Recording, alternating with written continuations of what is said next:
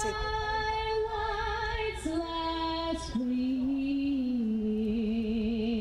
So what you're saying is we might not have the sportscasters? Tell them. Oh.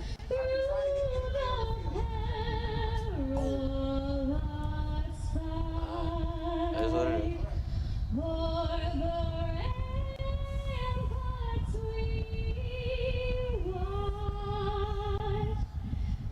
Real quick though, do you think, I feel like we should do, so we're doing keys of the game.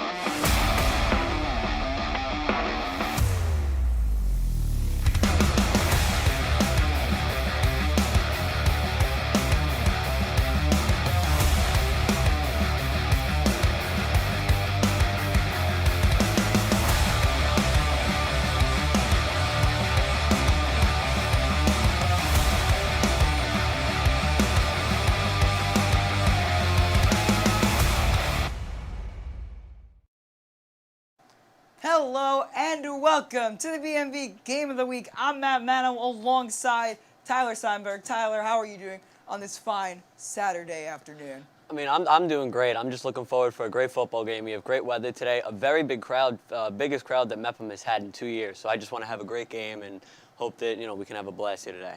Tyler, you took a couple of words out of my mouth, but let's set the scene for you guys. It is homecoming week for Mepham High School, the first homecoming week for any of the Bellmore-Merrick schools. So this is the biggest Bellmore-Merrick event we've had in about a year and a half since the world shut down because of the COVID-19 pandemic. Mepham and many other schools could not have their homecoming. Now we're back. We're getting events back on the field, back in Mepham, and the football team and everybody else here at Mepham High School and in the district are ready. Now enough of that. We got a football game to play, Tyler. Are you excited? I'm very excited. Just want to have a great game and hope that, we can, in the end of the day, it's just a high-scoring game, a low-scoring game, whatever it is, that we can have a big, fun time here in the crowd. Going to be great. We have the undefeated Mepham Pirates, coached by Anthony Krakow, going up against the winless Glen Cove Knights, coached by Stephen Tripp. The Knights, this is their first season in Conference 2, so they're facing a little bit tougher challenges than usual. But Tyler, talk to me about how they can maybe pull the upset off. I'd say one key moment for this game so far is going to be the tempo. This offense is going to want to probably play a little slow, run the clock down, give the defense some time to breathe so they're able to control the clock. Because if you let Mepham do what they want to do this game, it's going to be a long game for Glen Cove's defense. So tempo is going to be a huge thing for Glen Cove. And that's another thing for Mepham. I personally think that Mepham, they're going to try and control the tempo the other way. Mepham, they love running up-tempo, no huddle, and they're going to try and get Camp and the boys moving. Another thing for Mepham that I think they'll need to try and get this win today, move to 3-0, Dom Novello. I think we're going to talk a lot. We're going to call that number 9 a lot today. Dom Novello, they're going to try and get him involved in the running game, in the passing game, on blitz packages, in coverage. They might even have him doing kickoffs today. Dom Novello, number 9, is going to be everywhere on the field for the Mepham Pirates, and he's going to have a great game for the Pirates to win today. Another thing for the Mepham Pirates, they're going to need to control pressure because the Knights, they love running the football. They absolutely adore it. So if they can get pressure, they can get those big guys into the backfield and stop their running attack. That's going to force the Knights to try and move to a passing attack. And Tyler, the Knights have a quarterback change. Let's talk about that. Yeah, John Cavarella is he's the new starting quarterback for the Glen Cove today. They're going to probably try to ease him into the playbook at first. Probably run a lot of curls, check downs, run plays, and try to just slow the game down for him. And then as we go on in the game, they'll want to open up that playbook. They're gonna try and get guys like Anthony Satino and Devin Gonzalez, get them all of the reps that they possibly can, and as we move towards the opening kickoff of the 2021 homecoming game, we will send it down to the third and fourth members of our team, Tom Morrow and Sean McQuillan. Floor is yours. Take it away. Hello and welcome to the BMB Game of the Week live here at Mepham High School. I'm Tom Morrow alongside Sean McQuillan. Today's contest features varsity football where the visiting Glen Cove Big Red take on the home Mepham Pirates. It's not only a home opener here for the Mepham Pirates, it's also homecoming for them. Yep, Mepham's first homecoming of the year. Currently undefeated on the season at 2-0. Glen Cove, 0-2 on the season so far. Looking to turn it around today. Mepham Pirates led by quarterback Nick Honerkamp and others in company will look to play great today. And looks like Mepham is going to start off with the ball here first, as Glen Cove is going to go ahead and kick it off. And we are underway here at Mepham High School. Squib kick to start this one off. And a whistle's blown already. Big crowd here today at Mepham High School. You know, we mentioned homecoming. A lot of fans here. Yeah, a lot of fans, Tom. This is almost a sold-out crowd if you only got one half of the bleachers. There was Pirate Fest earlier with a bunch of students, and currently, right now, I believe Glen Cove is going to re-kick that.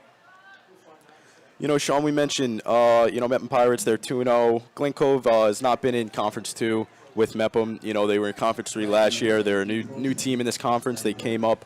They had a good season last year. They came up to Conference 2. And, starting to turn things around, hopefully turn the corner today as they started off 0-2. Great, Tom. Yeah, we'll see how new team, new conference means new beginnings for Glen Cove Big Red. And we'll just see how this pans out today.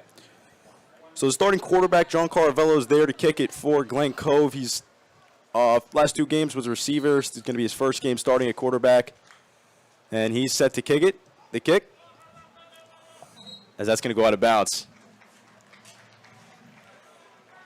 So Mepham's going to start with this one off at very good field position. Mepham and Nick Honerkamp will now take the field. Nick Honerkamp having a very successful season so far as the starting quarterback for the Mepham Pirates, a senior who actually was a St. Anthony's transfer at one point, and he looks to keep up his dominant season performance today against the Big Red. Honerkamp, first year starting. He watched behind the dual sport athlete Billy Kender last year. Got a lot of experience, and stepped into big roles, especially when Billy got hurt last year. So the first play of the game, Honerkamp's in shotgun formation. A motion. Honerkamp, he's going to roll out. He throws to the far side. Breaks a couple moves. Dylan Dunn. Nice couple of moves. About a gain of 4 on that play, and there's a flag thrown in at the end. Dylan Dunn's going to be a difference maker in this one, Tom. One of the captains of today's game. Dylan Dunn has been outstanding for the Pirates this season as a slot receiver, running back. He can do anything you ask. Only a junior, played varsity last year, his sophomore year. He was definitely, a big key factor last year as well, and stepping up into new big roles this year. So it's only going to be a gain of, I'm going to move the chains here. Looks like that was a defensive penalty. 15-yard penalty already on Glen Cove face mask. And that's one thing we talked about. This Glen Cove team, they're tough and everything, but penalties can kill them. Definitely, and Mepham, very aggressive, tough as nails, as Coach Krakow described all of his receivers and running backs. And let's see how that proves out today. So here comes Honerkamp in shotgun formation. 1st and 10. Ball. It's going to be a handoff to Novello. And Glen Cove stood him up right at the line. Dom Novello is going to also be one of those other difference makers. Everything you want in a football player, Coach Krakow described him. Talented, humble, a captain, leader, the real deal. Joe Johnson, the starting defensive end for the Big Red, in on the tackle there. Looks like they were lining up Novello on the slide. They're going to go shotgun with Honerkamp. Honerkamp looks to be alone back there. Looks like 3 wide outs to the close side. That looks to be 2nd and 9. Hahnenkamp audibles it. Watch the bottom of your screen. Hahnenkamp in shotgun formation. 2nd and 9. Thier in motion. Fakes the throw. Hahnenkamp tackled right back at the line for a tackle loss. Nick Hahnenkamp stuffed by number 25 from the Glen Cove Big Red. One of the captains and freshman, actually, Devin Gonzalez, who coach described as the best tackler on the team. Gonzalez with a big play. Moves this back to about 3rd and 13 now. Nick Hahnenkamp had nothing there. It's a great job by the Big Red after a face mask 15-yard penalty. Coming up 2 big plays and looking to make it 3 and hopefully get the ball back. Hahnenkamp's got to look at the field now. Got to see the whole entire field right now. Hahnenkamp with 2 backs in the backfield in shotgun formation. 3rd and 13. Here's the snap. Rolling out. Fakes. Goes to the outside. He's got Thier. And yardage in front of him. Taken down short of the first. Wow. Fantastic play by the Big Red. Getting him down on 4. Great play by Anthony Statino. Leader of the offense, actually, in this one. But, hey, doing it on both sides of the field. And that's what you see in high school football. A lot of both sides action from, key players on this team. So Coach Krako's going to go for it. It's about 4th and 5, 4th and 6 here on 4th down. Need 5 or 6 yards to pick up the first. One thing we know about Nick Hahnenkamp, he's very good in clutch situations, knows how to master out the defense in these situations. Hahnenkamp lined up in shotgun formation. 2 backs in the backfield. And Glen Cove jumps. Exactly what Coach Krako wanted. Some off-count cadence set and exactly what the doctor ordered there. Coach Krako played that out perfectly. You knew some part of him said he didn't want to go on 4th and 5. Gets the defense to jump. First down for the Pirates. New set of downs. Now they can take it nice and Sean, easy. I'm going to go back to this all game long, and that's one thing. Glen Cove is jumps. They got a lot of penalties to their names, and we see already early in this game, not even 5 minutes in, it's 2 penalties already that are killing them. A face mask 15 yards, and now what could have been, their ball of 4th down if Mepham did not execute, could have been their ball, but a penalty killed them there. Absolutely, but their defense is also stellar when you think about it. Coach Steven Tripp has done a lot for this defense. Hahnenkamp again lined up in shotgun formation. 3 wideouts to the left. And looks like another penalty. And this one's on Mepham. Well, it's going to be coming back, false start on the offense. Go ahead and bring him back 5 yards. 1st and 15. As you just brought up, Tom, how the defense is jumping, that D-line, that O-line for Mepham's going to stay strong too. 1st and 15 now for Hahnenkamp and the Pirates.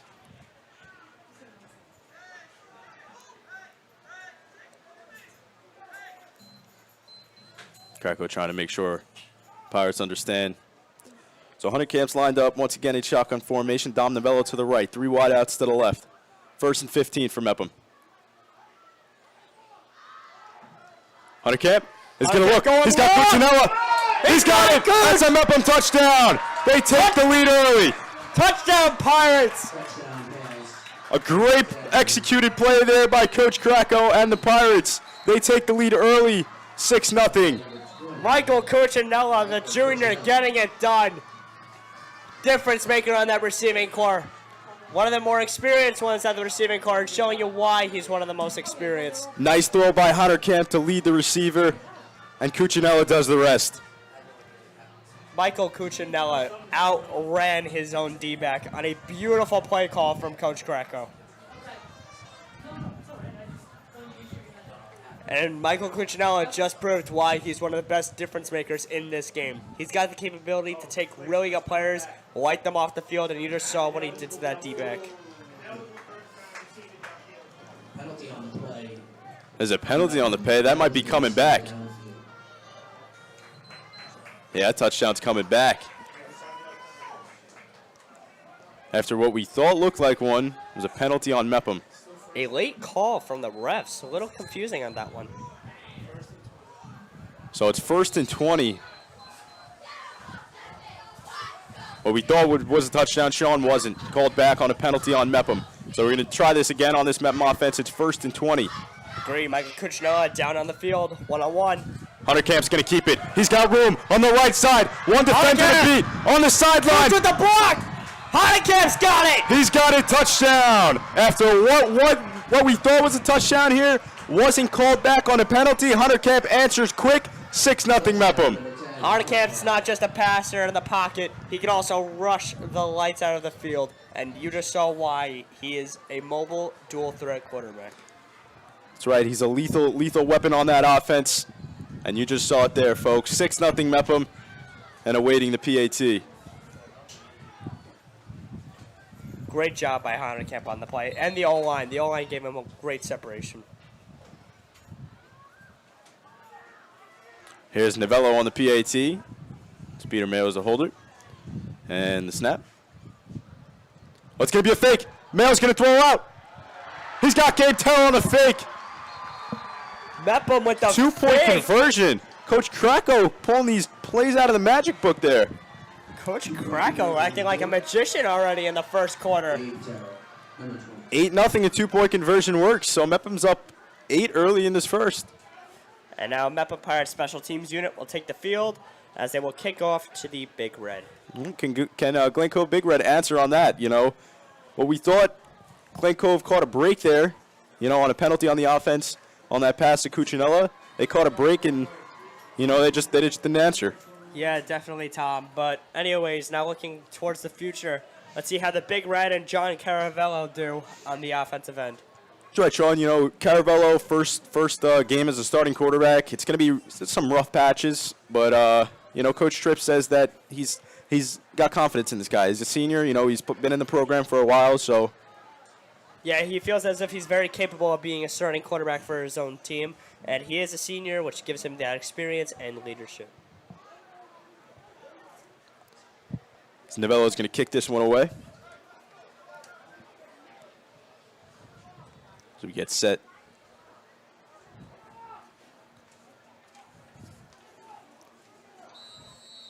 There's the whistle. Christian Stioli and Victor Vaughn are back there to receive as this one's a short kick. Anthony Simonetti has got it. Lowers his shoulder and finds a herd of Mepham Pirates. Close play there for Mepham. Almost getting the ball. Little trouble for the Big Red. But anyways, the offense will now take the field, led by, once we just said again, John Caravello.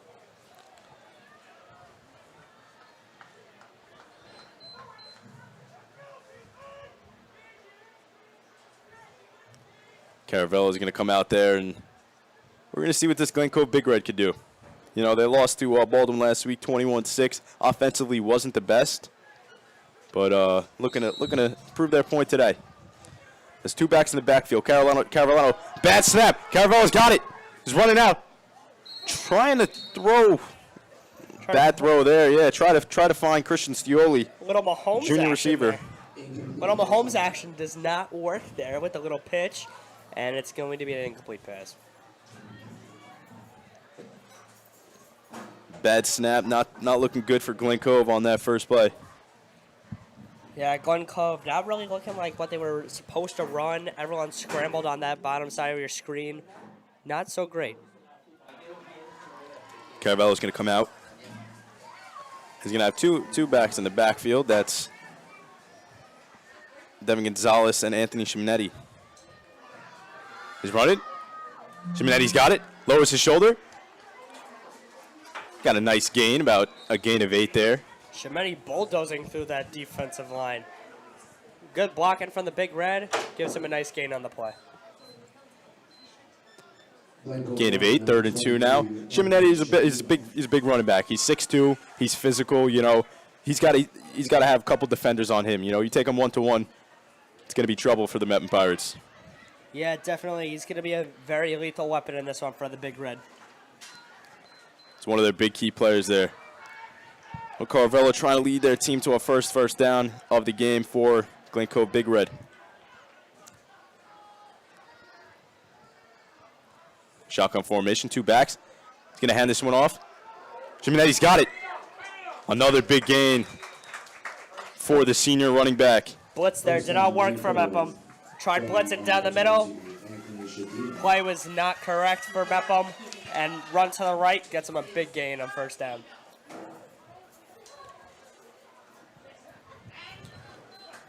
Senior running back, the leader of that offense. We're certainly seeing it there. Big gains after big gains after big gains.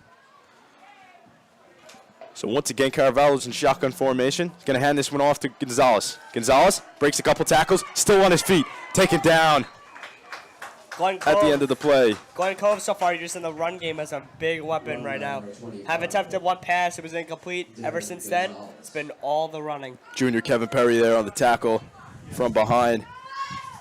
So far, 3 big gains from that running game on Glen Cove Big Red.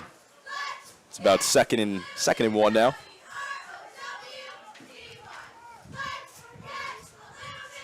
Shotgun formation once again for Caravallo. Stacking the line is Mepham. Oh, it's a fumble! Oh, yes! That looks like Mepham's got it.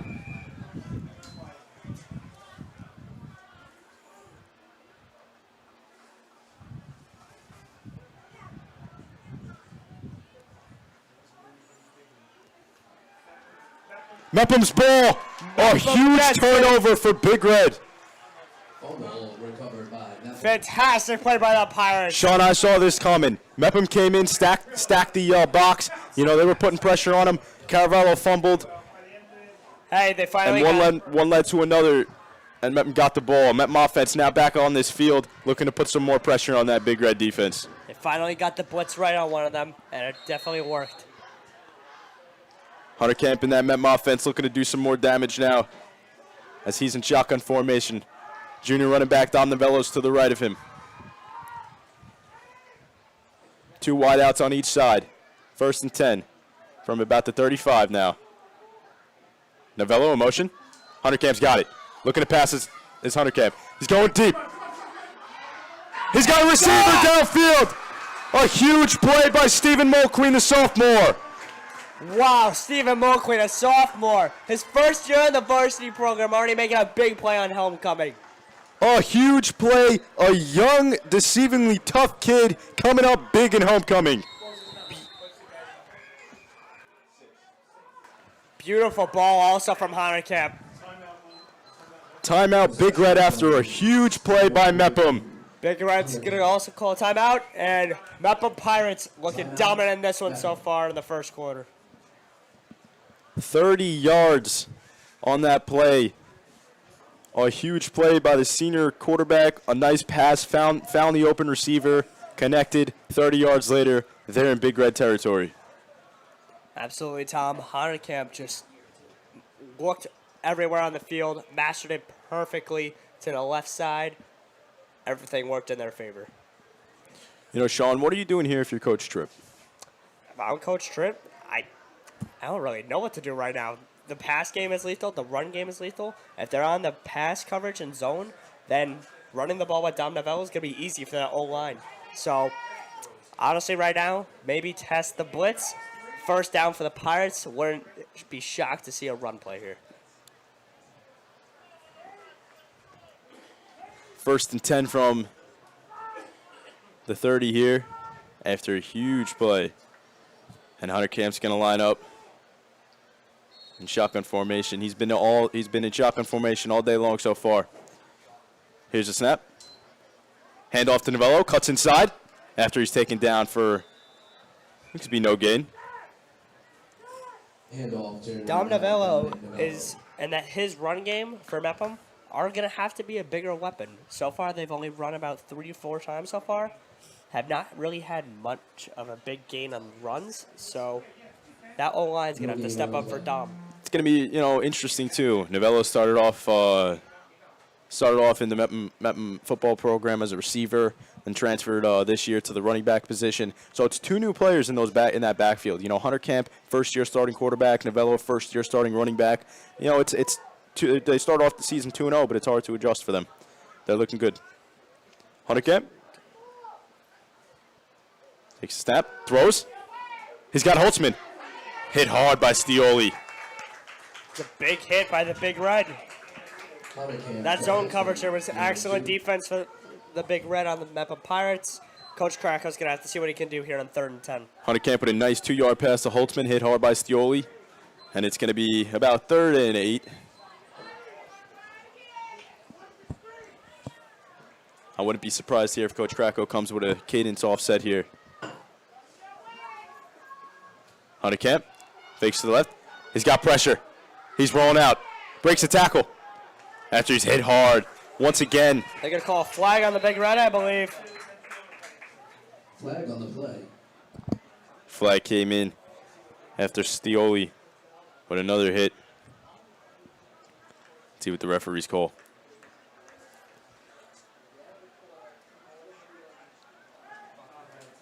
It's been on the offense. Holding on the offense. Penalty decline. Penalty decline, so it's going to be 4th and 11 now. 4th and 11. Wouldn't be shocked to see Krakow just try to test and see if they can get the defensive line to jump. But we'll see what happens. They're going to go for it.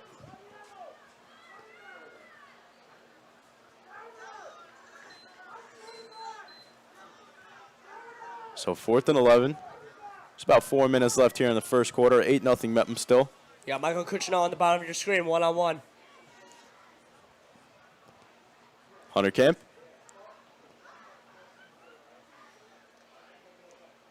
Takes a snap. Scrambles back. Looking to pass. He's got Cuccinella again. He's caught it. Touchdown, Cuccinella. He didn't get it the first time, but he gets it the second time. You said it, Sean. One-on-one with junior Matt Basil. Touchdown. Beat him on the route. Makes the score 14-0 in the first quarter. Tom, I feel like Tony Romo just called it. Absolutely. Predicted that. Saw it coming. Cuccinella, you said it at the beginning of this game too. He stepped up. You know, he's going to be a key factor. He's only a junior. He's still got another year in this program, and he's going to show, you know, Long Island what he's got. Absolutely, Tom. And he's already made a name for himself in this game. Big touchdown to start it off. Only still in the first quarter. Right now, 14-0 Pirates. And we're going to see what they do here. Either kick or maybe go for a 2-point conversion.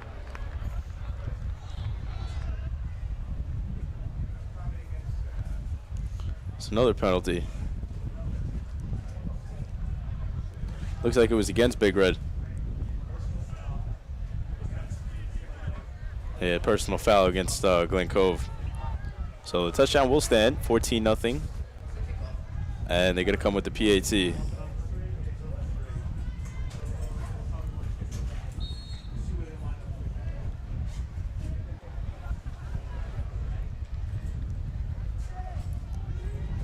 And here comes the snap. The kick. No good. Novello goes left. That's a shocker. Novello's usually very good at his PATs. Missed wide left, so 14-0 still, 3:39 left in the first quarter. No wind really either, Tom. Dom Novello shockingly missing PATs.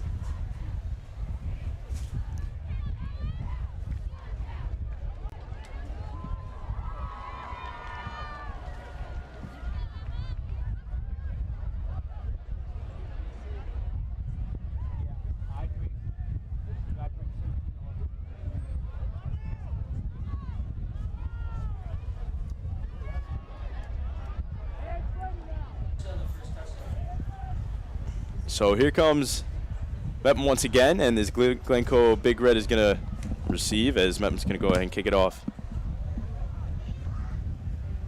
Does Dom Novello go short again like he did for the first kick? Or? Penalty is going to be enforced on the kickoff.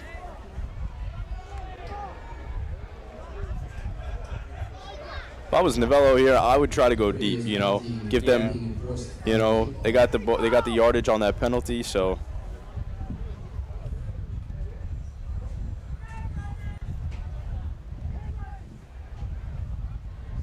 And the kickoff, there's the whistle. Here's Novello.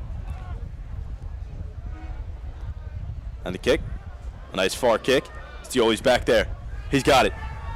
Mepham rushing him. Taken down. Great job by the Pirates special teams unit, keeping him within the almost 10-yard line. Yeah, right around the 10 he was taken down. And if Big Red want to answer, it's 90 yards to the goal, to the end zone, you know? 90 yards for John Caravello. It's going to be tough for just a starting quarterback starting in his own 10-yard line. Try to get all the way downfield. His first game, you know, we saw what happened on the last drive. You know, a fumble and a little miss. Two actually on that drive. That was bad snaps.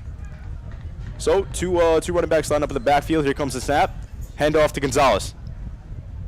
Still on his feet after after a couple missed tackles. A nice gain there.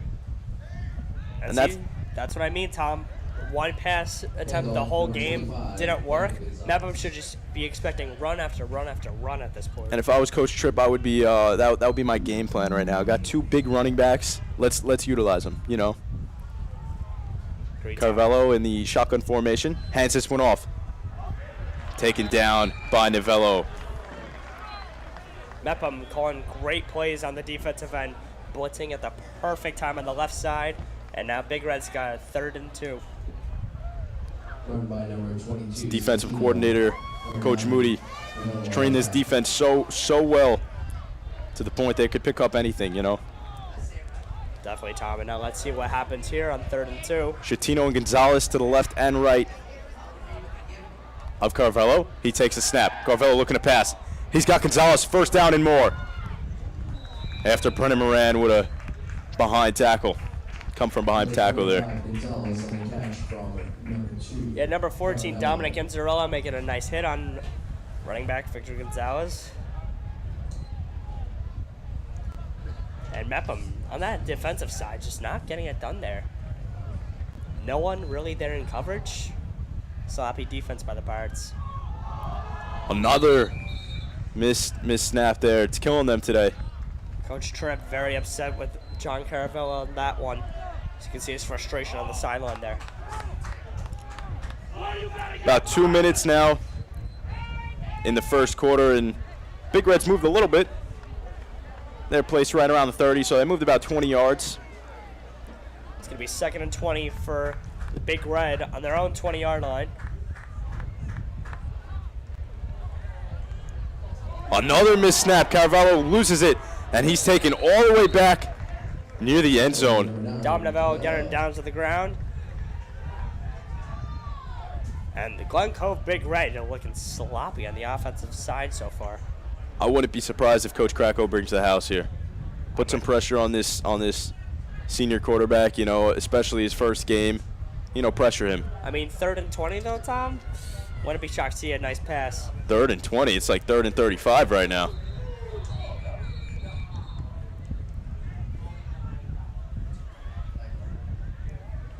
Flag of the play. False start on the offense. Glen Cove. Offensive line for the Glen Cove Big Red showing struggles right now. It's 3rd and a country mile. 3rd and a country mile. I love it. Mepham bringing the house. Carvalho. There's a fumble. Mepham recovers it. Mepham's got it. The Mepham Pirates so far in homecoming have forced 2 fumbles, have scored twice, and now are basically in the red zone. More than the red zone. They're right at like the 1. Huge by the Pirates, as they definitely showed up today to play. And this play has Dom Novello's name written all over it. That Mepham defense is looking lethal today. As it's very surprising, you know, we have that Glen Cove Big Red offensive line is all seniors, you know, they're experienced in the program. Well, here comes Hunter Camp in the Mepham offense. Hunter Camp, he's gonna fake it. As Novello just trucks somebody, and he scores. Touchdown, Nick Camp. Touchdown, Mepham. Would have been a second if the earlier false start call did not get called. But either way, it's a touchdown for the Pirates, 20-0 so Novello far. made that look easy. Lowered the shoulder, and Hunter Camp follow right behind. And Novello coming back on the field for a PAT. Not a lot of wind on this one.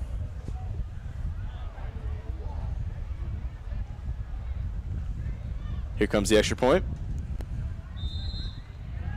And it's good. Dom Novello Right through the never uprights. missing twice. 21-0 Mepham. Novello never missing twice. Like you just said, Tom, 21-0 Mepham with 52 seconds still left in the first quarter. And last week, Glen Cove Big Red actually lost to Baldwin 21-6. They've already given up 21 points in the first quarter.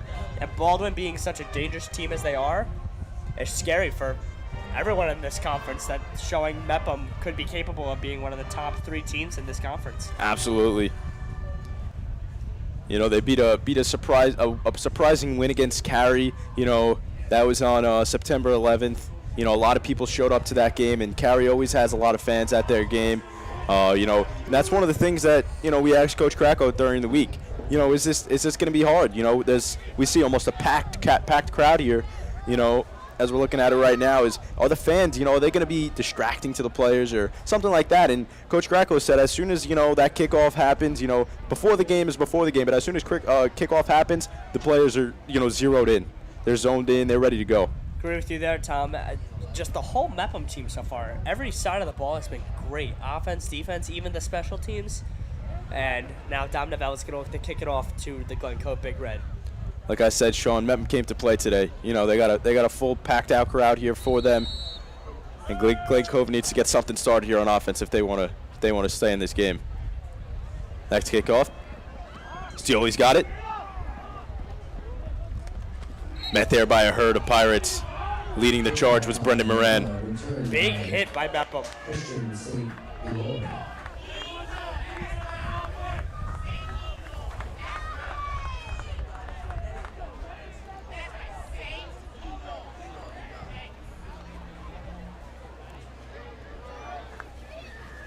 The strong Mepham defense now taking the field with John Caravello, who struggled so far on the offensive side for Glen Cove in this one. And let's see what Caravello can do with 45 seconds left in the first quarter. Caravello now in shotgun formation. Shatino right to the right. He goes deep. He's got Victor Vaughn. Intercepted there by Cuccinella. Michael Cuccinella getting it done on both ends today. Touchdown, interception, you do it all. Offensively and defensively, clutching up for this Mepham team. Don't really know what John Caravello was throwing there. He was throwing a one-on-one ball, was way too short. Cuccinella, it was almost like Cuccinella was the receiver at one point.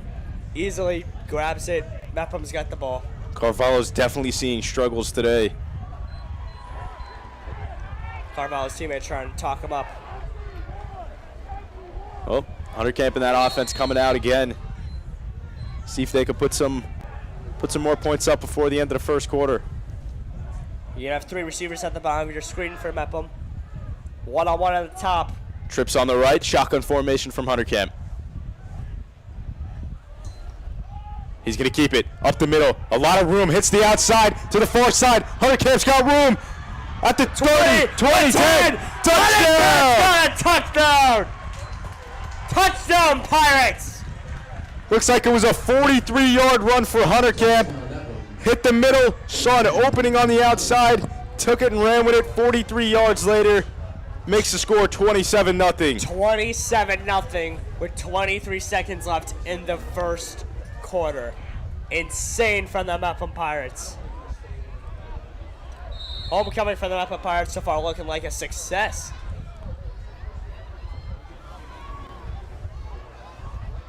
Big Red struggles are really showing out today.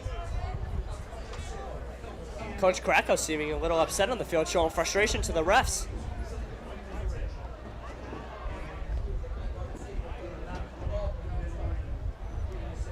Mr. Krakow walking off the field very frustrated, ripping off his headset. 27-0 here, 23 seconds left. I believe Mr. Krakow saw, Coach Krakow, I believe he saw a big penalty on that play. Might have been a targeting, I believe, I almost saw. And didn't pan out, refs didn't call it, but Hunter Camp gets the touchdown either way. Like you said, Tom, 27-0. That's right. Coach Tripp definitely frustrated at, what Glen Cove has shown today. Yeah, Coach Tripp very frustrated in the sidelines. So is John Caravello, the starting quarterback. First game is the starter. You never want to disappoint your own offense like this and your whole team like this. And so far, hasn't been going great. Yeah, Sean, you mentioned it. I mentioned it. John Caravello's first game. It's really been a struggle for them. Here comes the PAT from Novello.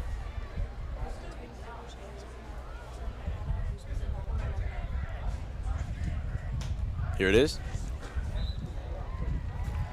And it's good right through the upright, so 28-0. Number 9, DeMello is good. 28-0 Mepham leads with 23 seconds left here in the first quarter at Mepham High School.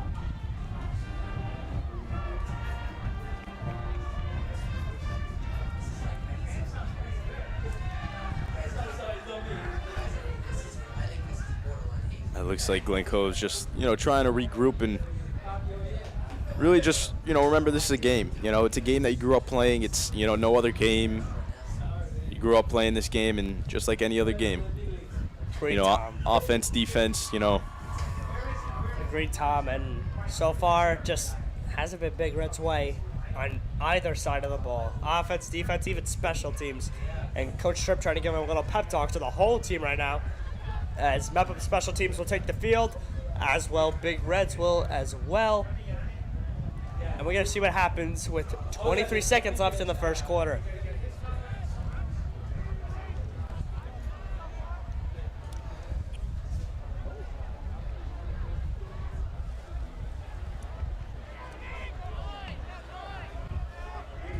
Victor Vaughn and Shia Letlier back there to return for Big Red.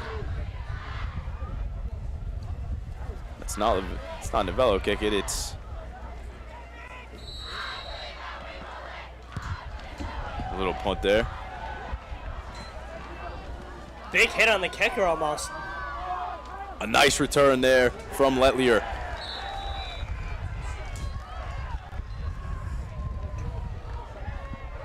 Return by Glen Cove, number 17, Kyle Letelier.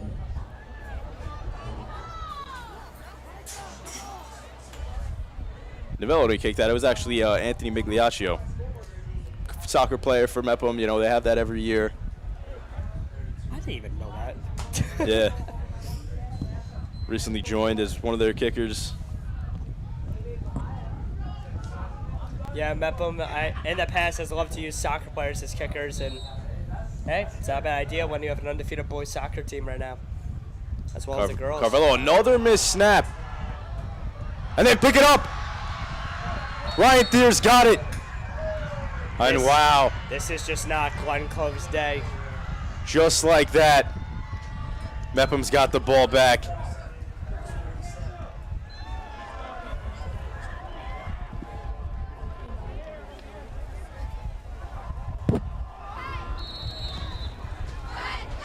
Tackle on the play, recovered by number 32, Ryan Thiel. 28-0, Ryan Thier with the recovery, and that'll do it for the first quarter. We're going to pass it over to your pregame hosts, who are now going to go and commentate the game for the second and third quarter. Me and Sean will see you at halftime. But first, we're going to toss it over to Around Campus host, Hannah Broxmeyer with Mepham alumni. Take it away, Hannah. Thanks, guys. So right now I'm here with Alex Mraz, a football alum. So how are you doing today, Alex? Good. How are you? I'm great. Thanks for asking. So what is it like being here to watch the homecoming without playing in it? I mean, obviously, I would love to still play, but it's great to see everyone supporting and everyone here for homecoming. Yes. So do you have any advice for our current Mepham football players? Just keep working hard. I mean, we're up 28-0, and go Pirates. Thank you. I agree. Go Pirates. Now back to you guys in the booth. Thank you, Hannah, and welcome back. I'm Matt Mano alongside Tyler Steinberg here for the second and third quarters of the Mepham homecoming game. And when I say we've seen it all, I mean we've seen it all. Mepham is, for lack of a better word, destroying the Glen Cove Knights, 28-0, and now they got the ball inside their own 10-yard line after a Ryan Thier fumble recovery, and it looks like Nick Honerkamp, who already has 3 touchdowns in the first quarter, stays in. He's had a game today. Nick Honerkamp has been all over the field on offense and has had a great day. Honerkamp gives it off to Novello. Novello with the stiff arm. Don Novello, a helmet goes flying, and he's out of bounds. Looks to be a flag on the... Good run play there by Mepham, just trying to get to the outside, a little short of the end zone, but yet alone a great play call there. Yeah. It looks like Joe Johnson, what Coach Tripp called the toughest defender on the team, he's now injured after his helmet went flying. Now, 2nd down and 10. Honerkamp rolls right. Pressure coming to him. He escapes. Flag on the play. Honerkamp throws in the back of the end zone. It's caught out of bounds, intended for Dylan Dunn. There is a flag on the play. We will check it.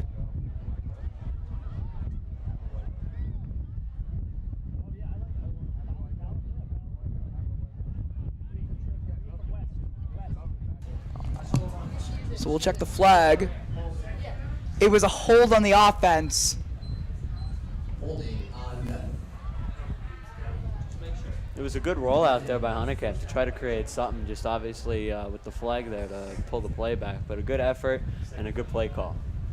That's unfortunate for the Pirates. Looked like they had something, and they're going to move it all the way back. Move it long back, the line of scrimmage. Now the 27 of the Knights.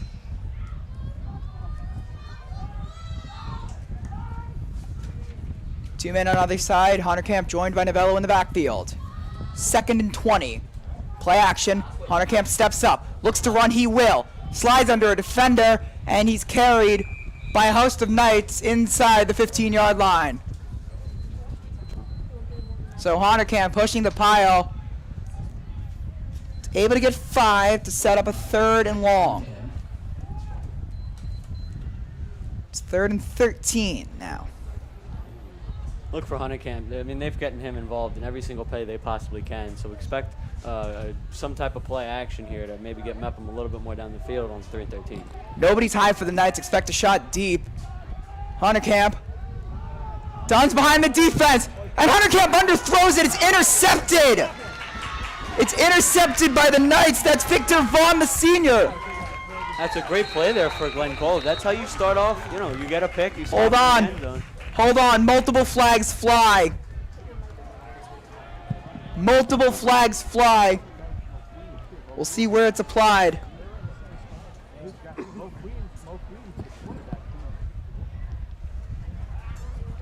So we will check the penalty, but assuming it stands, that was just Honerkamp's first mistake of the game after a, for lack of a better word, flawless first quarter. I mean, yeah, Mepham's played great in the first quarter now. I mean, a little bit of an underthrow by Honerkamp, but he's still played a phenomenal game so far. He's been all over the field and has made an impact. Yeah, Honerkamp calling it on the calls on against the defense.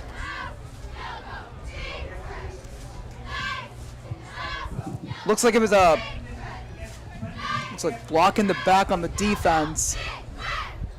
So it'll be half the distance from where the penalty occurred applied to the run back. It's a rough break there for Glen Cove. They thought they had a little bit of momentum there. Hey, they still have the ball.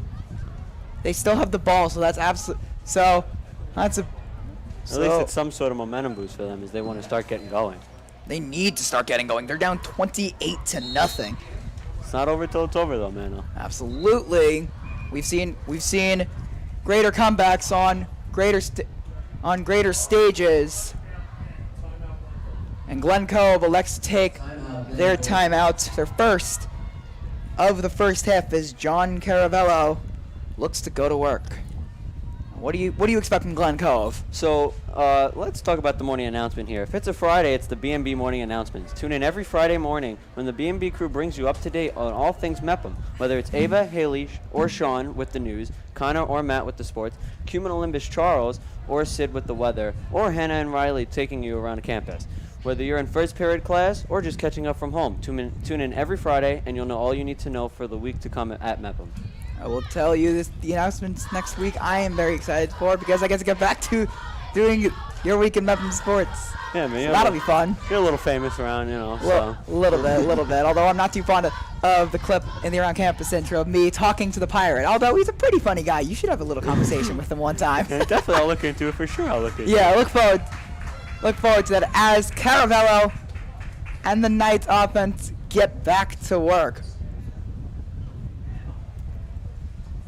Look for Glen Cove. They're going to start trying to take some deep shots here. They have to get back in this game have as soon as they can. And their whole goal is to at least pull it in to like 14 points by the time halftime comes. They have to. Another interesting development is Gonzalez in there, and the ball's on the ground. It's picked up by the Pirates. So that is the, if I'm not mistaken, 4th fumble by the Knights, third of which was lost. I mean, something's going wrong with that offense. They may have to switch up, It's like 4 or 5 fumbles, as you said, this game. So let's see what Mepham has to maybe increase this lead 35-0, but Glen Cove to a rough start so far. Rough start is an understatement right about now. That's their 5th fumble. That is needless to say, excuse me, not how you win a football game. That is devastating. And you hear the cheer coming from the crowd. I think nope, never mind. I thought we had our first Sophia Laspina sighting, judging by the crowd's reaction, but I stand corrected.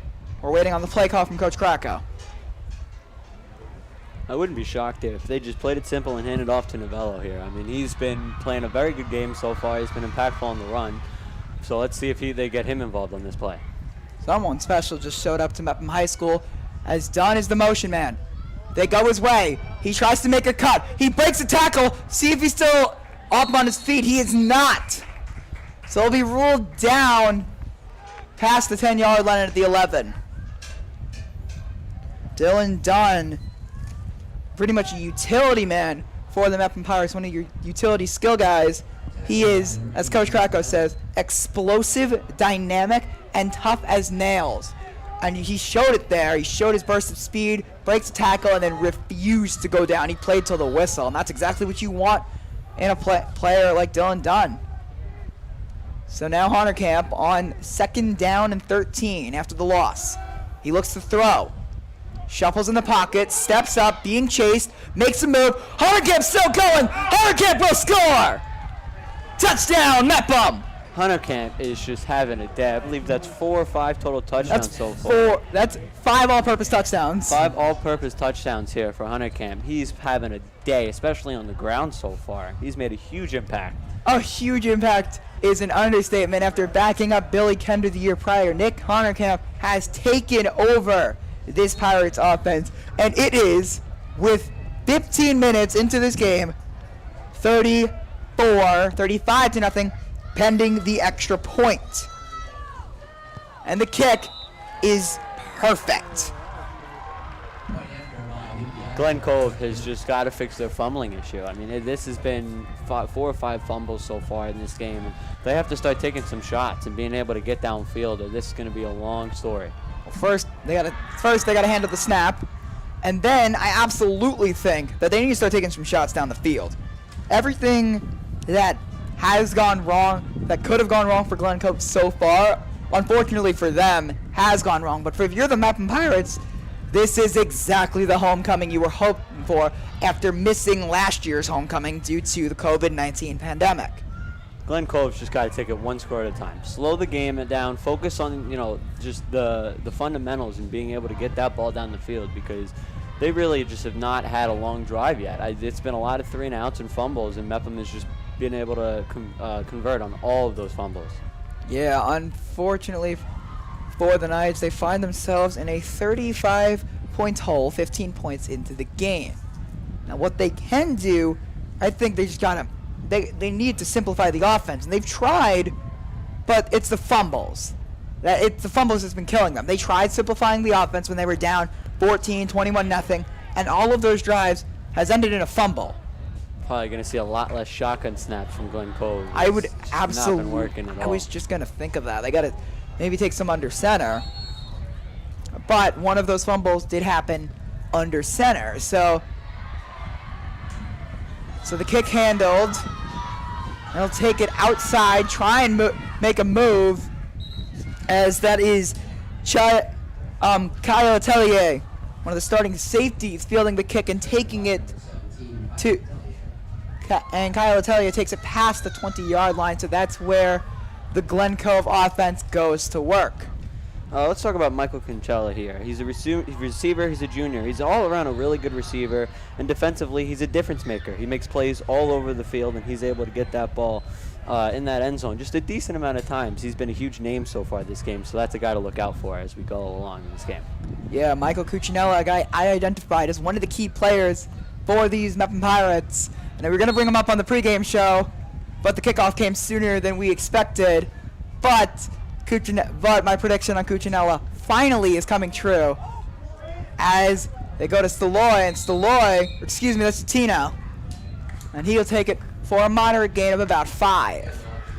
It's a good run play there by Glen Cove. That's been they should just, I mean, at this point when you're down 35-0, just try to get that first score. If you can get that first score, then all of a sudden maybe you can start turning things up. And their best play, the way that they win games is by the run game. So if they can continue those 7-8 yard chunk plays for them on the ground game, then they may have a decent chance of getting back in it.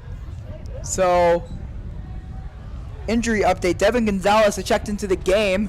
They'll give it to him, and the line collapses. Devin Gonzalez makes a cut. Devin Gonzalez, 50, 40, makes the tap. And he breaks the tackle of Cuccinella, falls forward inside the 40. Devin Gonzalez, what a play. Described as the best tackler on the team defensively and offensively. You see what he can do. I mean, yeah, Devin Gonzalez has been a big factor. I mean, he's a guy that can play on both sides of the ball, and he has made his name just a little bit. We've been talking about him a decent amount so far this game. This is exactly what the Knights needed as they go back to Shatino. Shatino breaking tackles, still going. Falls down at around the 25-yard line. So it's a little bit later than we expected, but this two-headed dragon of Shatino and Gonzalez is firing on all cylinders as a flag flies. And Shatino falls out of bounds, but we might have a pre-snap penalty. I believe that's going to be either a false start or a neutral zone infraction, one of the two, getting a little jumpy on the line there. Might have seen a false start, maybe an offsides, but definitely pre-snap.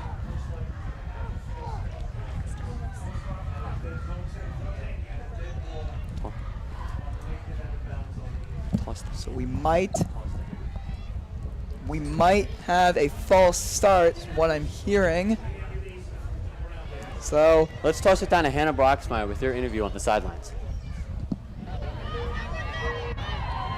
Thanks, guys. So right now I'm here with our principal, Mr. Gomez. So how are you doing today, Mr. Gomez? I'm feeling great. The energy is amazing. It's a great day for Mepham football, especially for homecoming. Definitely. The game is going so far today. Well, we're in our second quarter, 35-0. Pirates are dominating. It's a great day for football. Definitely. So do you have a message for our Mepham family here today? You know what? Mepham has been doing a great job in covering football over the last few weeks, over the last few years. And look at this crowd. They're doing an amazing job.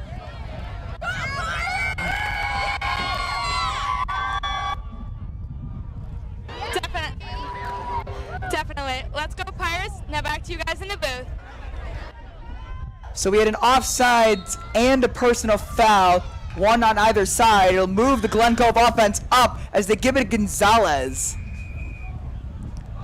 And then it looks like another flag flies high in the sky as Gonzalez takes it for 4. Look for Glen Cove to start running a little bit of hurry up. I mean, they need to. If they can start running hurry up, get a couple scores, then maybe they may have a better chance at halftime. So just probably a big change of tempo coming for the Knights. And we were talking about the tempo before the game. We expected Mepham to just come out firing on all cylinders, really trying to move as fast as humanly possible.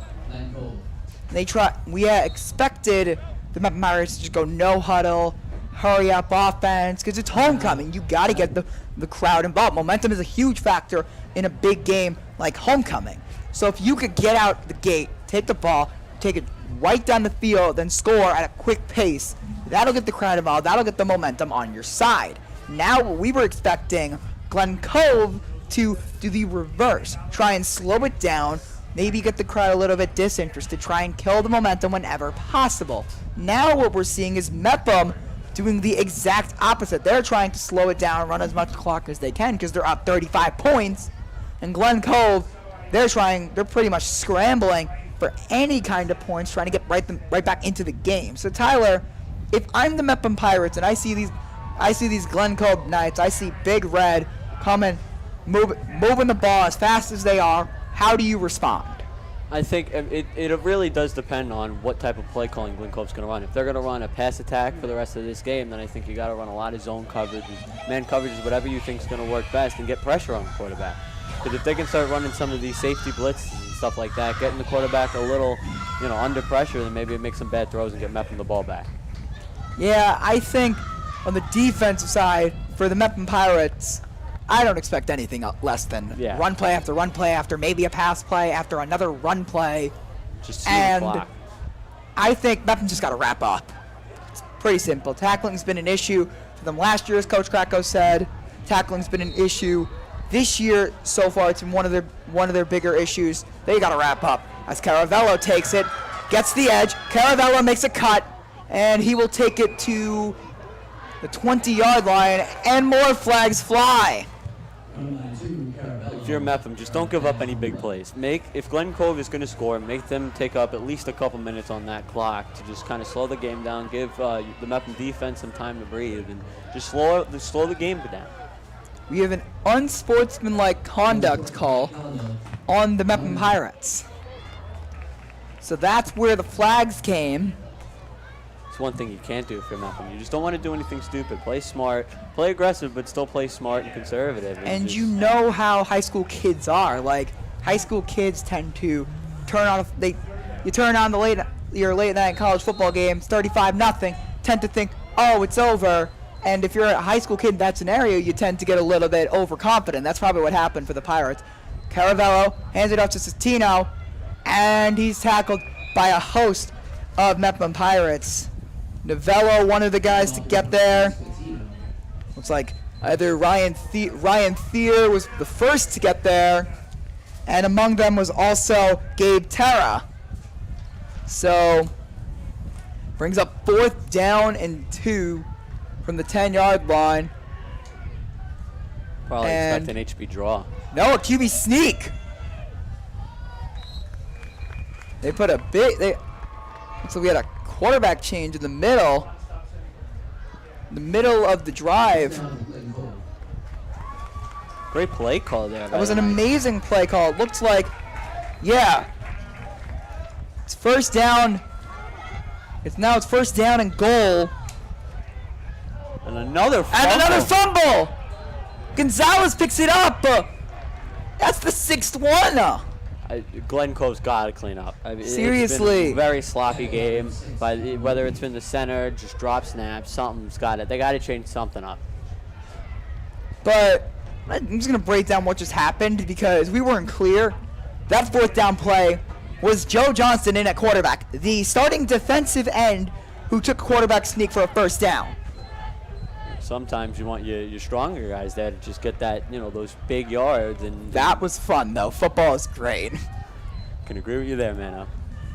So now Caravello comes back in the game with a split back set of Citino and Gonzalez. They run an option play.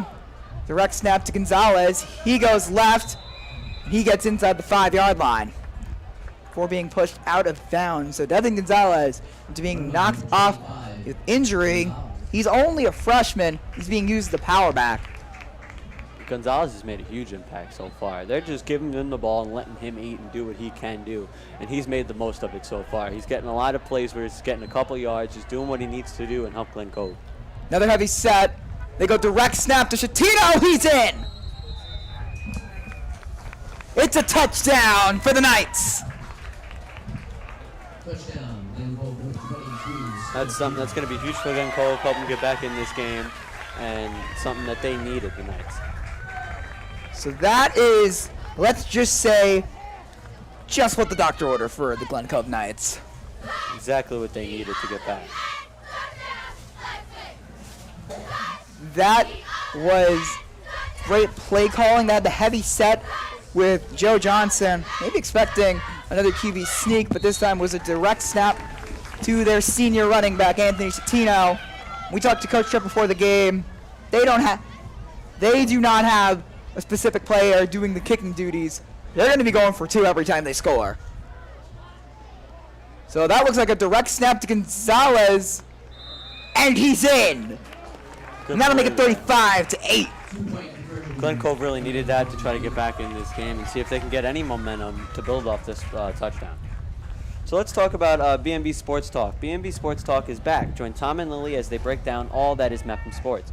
The first episode tapes this coming Friday and will be on the air in October. Tune in for the stories, tune in for the analysts, and tune in for Matt Mano and the fastest minute in sports, the Mano Minute. BMB Sports Talk only on BMB. So, Tyler, I have a little secret to tell you. I know what the Mano Minute is going to be on. I have already made the decision. Should I drop it right now, live on air, what the first Mano Minute is going to be? If you want to, I mean, you can give us a little sneak peek, but that's really up to you. I know for me at least, and I think I can speak for the rest of the viewers, that we maybe want a little bit of a sneak peek. I'll give the sneak peek if Mepham scores a touchdown run on this drive. All right, we got yourself a deal. We got a deal. All right. So, it is 35-8 in the homecoming game. We are halfway through the second quarter, and the Pirates look to be running away, but Glen Cove finally got themselves into the end zone, trying to maybe run it back slowly but surely, but they're going to need to force some turnovers. Yeah, I mean, Glen Cove's got to start to make a difference, and great touchdown there, got the 2-point conversion, but they're going to start needing some turnovers quick if they want to get back in this game.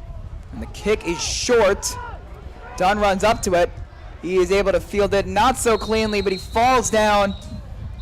He ran into his own man. It looked to be Honorkamp he ran into. And instead of trying to pick it up and scramble for as many yards as he could, he chose the safe option, fall on the football, and just take the ball at just about the 24-yard line. See what Mepham's got in store for us on this drive. Excuse me, that is the 29-yard line. I expect just slow, just run plays and a lot of draws to just kind of run down this clock and get it to halftime. Well, they got a heavy set out for Honorkamp. Tailback looks to be Dylan Dunn. And it's a play action. They're going to go deep. And it's well overthrown. Cuccinella, who had an interception and a touchdown, and another one that got called back due to penalty. They wanted him deep, and I don't blame you. If you're Mepham, I mean, you just got to start running it. Start draining this clock and making this game go by a little quicker to give Glen Cove just less time with that ball. I absolutely agree, but I think that's what Glen Cove knows that's what they're expecting. So they had everybody fooled. And this one goes to Dylan Dunn, and he's got that track speed. No, that's not Dylan Dunn. That is Dylan Dunn, excuse me. At least he didn't score and I didn't mess up his touchdown call as Dylan Dunn takes it to inside the 30-yard line. How about Dylan Dunn? He's been all over the field. They're putting him in read options, jet sweeps, and now just a great play. And he shows that burst of speed that he's got there to get a huge gain. In my defense, that number 7 looked like a 2 from my point of view, but Dylan Dunn, that was his track speed, and we need to get him on the Mepham track team. We really do. He's definitely one of the faster players on the field, for sure. They go his way again, and he falls inside the 25.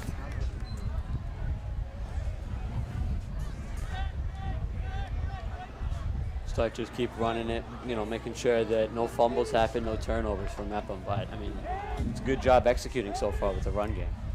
Absolutely.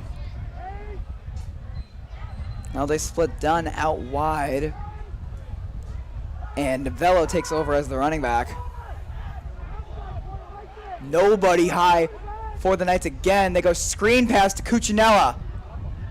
And Cooch is able to get close to a first down. Let's see where they spot it.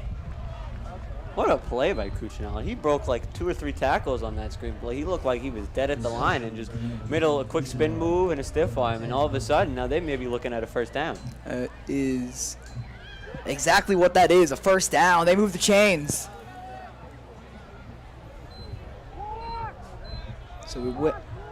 So now Dean Holtzman, the senior, is the motion man. They got three men wide, and Cuccinella, the lone receiver on the left of Nick Honerkamp, with Novello in the backfield. Your read option, and Joe Johnson is there to stuff Nick Honerkamp, who keeps it himself. So the Mepham Pirates, they're trying to run the ball now, especially with that huge run by Dylan Dunn. This time by Dylan Dunn. I would expect the Pirates to keep it going, keep that run, keep that momentum, keep running. The run game's been working so far. They're getting they're running the clock down, and that's what you got to do here. Just don't give Glen Cove too much time with the ball to make a comeback in this game. Yeah. And now Honerkamp rolls to his left, makes a move, fakes. Let's see if he can get in. He is out on the 1-yard line. Great scramble there by Honerkamp. He made one guy miss, found the outside, and just ran it, and just barely missed a touchdown, but he looked like he was out about the 2 or 3 yard line. Great play there by Honerkamp. And another thing that Honerkamp did that most people it'll fly right past is Honerkamp set his feet as if he was going to throw the ball, but he didn't. He set his feet and then immediately went full sprint, tried to find the corner, so gave him just the extra step he needed. Now he keeps it, and he's short. Good play there by Glen Cove to stop him just short. Great play there. So now it's second and goal on the 1-yard line. See. Are they calling this a touchdown? No. We might have ourselves. They're going to call it a touchdown. We might have ourselves a touchdown. We do. Great play there by Honerkamp. It was a little late on the rest, but they made it clear enough, and that was a great run play to just get in and bring this lead now to 41-8. So after further review, the Pirates have 6 and make it 7 with the point after being good. So now it is 42-8. All right, so let's send it down to Hannah Broxman with Anthony Cuccinella on the sidelines. Take it away. Thanks, guys. So right now I'm here with Anthony Karajanis from the Mepham Band. So thank you for being here, Anthony. Anytime.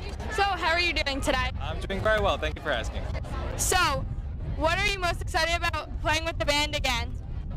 Just as being a senior, it's very refreshing being able to come out to the Mepham field again and being able to play for our Pirates. So what are you here for today? Well, I'm here with our band today.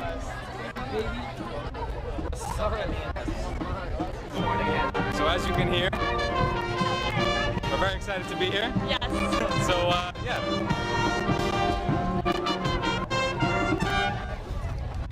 Thank you, Anthony. Now back to you guys in the booth.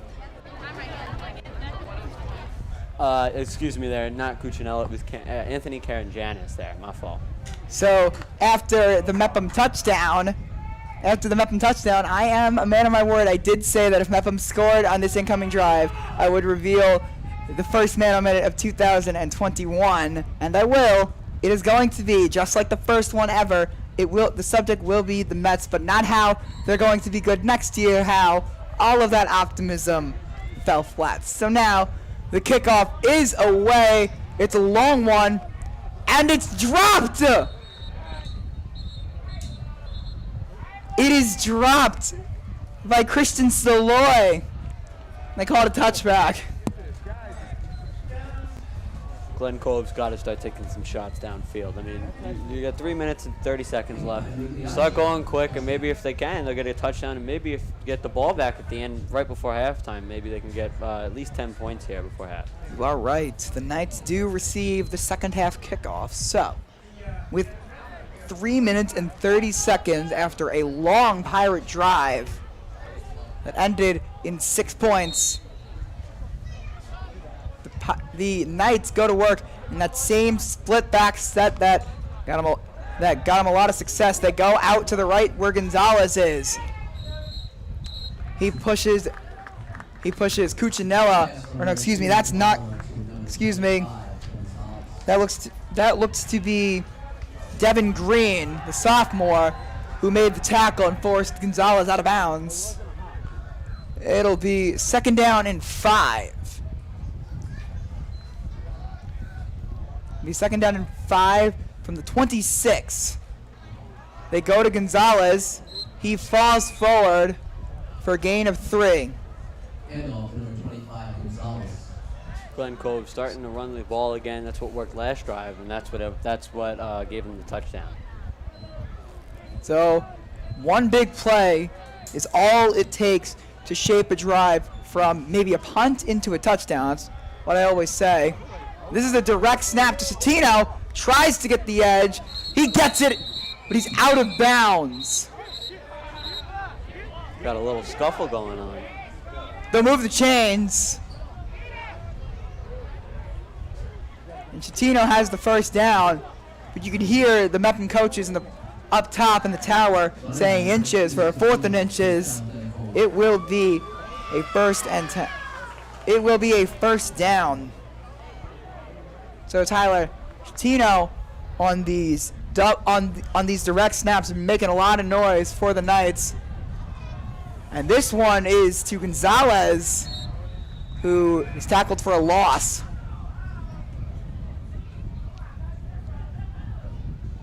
Still a good play call. I mean, they're mixing it up with the running backs, running a lot of options, so definitely a good play call there. Options in high school is a very common playbook. It's also one of the most infuriating to go up against if you're an opposing defense. So especially if it works out. I mean, you'll be second-guessing yourself, and then as soon as you know it, they burn you deep, and that's what Glen Cove has done so far this game. Now they're going to throw it out wide to Gonzalez. And Gonzalez is still going. He got himself a 1st down. Good run play, finding the outside, making a man miss, and getting that 1st down for Glen Cove to move the chains. So it seems John Caravello has been they're still easing him in to the passing game. These short throws out wide. Haven't really seen him take any shots yet, and that is what they got to do. Yeah, for sure. They got to start getting some guys deep, making some people miss. So soon they're going to have to open this playbook if they want to come back. So here's Caravello. They go to Gonzalez, and it's another fumble! It's the 7th fumble of the game for the Knights, recovered by the Mepham Pirates. It is Brandon Moran, the senior linebacker. Great play there, just making, being able to punch that ball out and get Mepham the ball here on the opposing side of the field. So great play there by the Mepham defense, who has really just been the story of the game so far. They've made a lot of impact. I actually don't think that Moran really forced that fumble. I actually think Citino lost control of the football, and then Moran was there to make the hit that forced him to lose it completely. So now Honerkamp, joined with 2 men wide and Novello in the backfield. The play action pass. He wants all of it. He's got all of it. Cuccinella to the house. Cuccinella, another guy on that offense, is having a day today. Is that his 2nd touchdown so far? That is his 2nd of the game. He has been a huge impact in that pass game, and he feels like almost every play that he's been open. Showing off that great speed that he has, Michael Cuccinella. Cuccinella, another one of those guys who's got track speed, and me as one of the members of the Mepham track team, we could use some of these guys from the Mepham Pirates showing what they've got, showing their speed. And it is now 48-8 in the 1st half. We are not even done with the 2nd quarter, and Mepham's almost got 50 on the board. Yeah, Mepham has just been able to execute on both sides of the ball, offense and defense. Just have been running it all over and then getting the deep shot. They've got 49 on the board. So let's talk about midweek update real quick. So returning this October, it is the award-winning midweek update, the BMB show that brings you closer to the people and places in and around the Mepham community. I'm not sure what stories we'll see this coming episode, but I'm pretty sure one of them might have something to do with a certain Mepham receiver. The only way to find out, tune in in October, as an all-new cast will be on the set to tell the stories that don't always get told. Hey, Tyler, you want to guess which Mepham receiver it is? I think I have a pretty good idea. I want to hear your guess. You want to hear my guess? I would love to. Let's make it pretty easy. I'm going to say it's Sophia Lasfina. I mean, she's been all over the news. She's just been all over the news. Sunday Night Football. She even the Jets head coach Robert Salah has brung her up, and she's been all over the place. So congrats to her and her big accomplishment. So I think that's a pretty safe bet.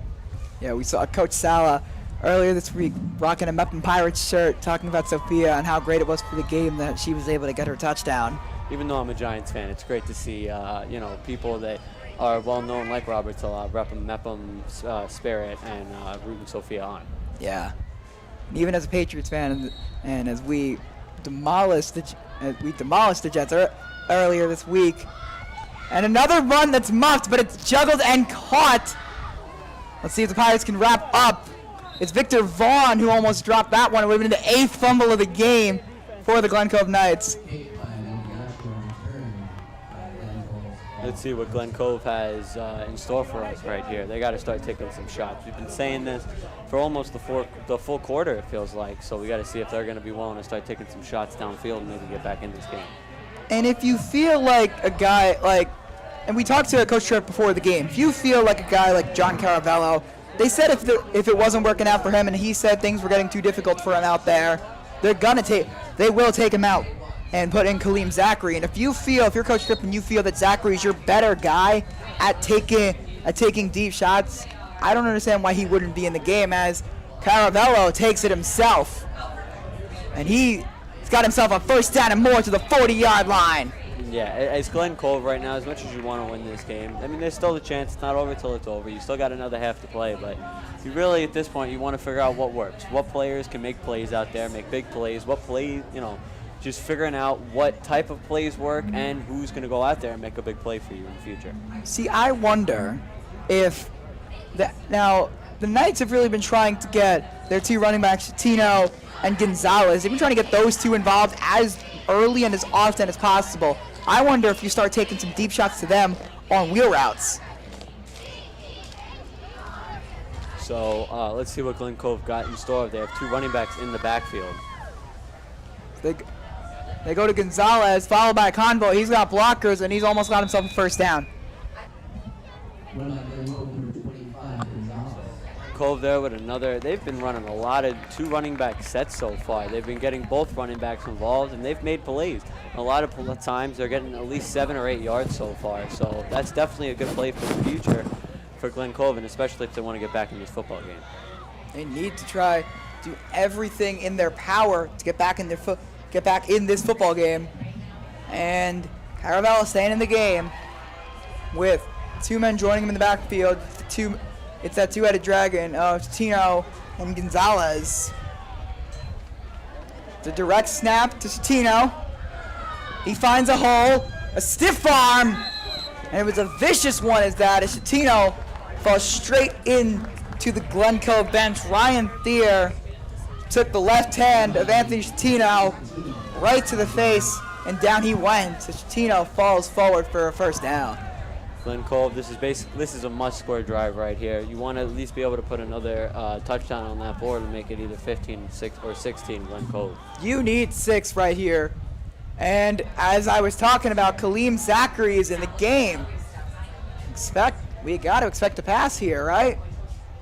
Yeah, for sure. It's got to be some sort of shot. Get some chunk yardage. And it was a pass, but it's the same one we've seen Caravello throw. So Zachary, the dump-off pass to Devin Gonzalez, the freshman, falls incomplete. It was too short. Couldn't get it over the hands of that big Mepham Pirates defensive line. So with 31 seconds to go, it's 2nd and 10.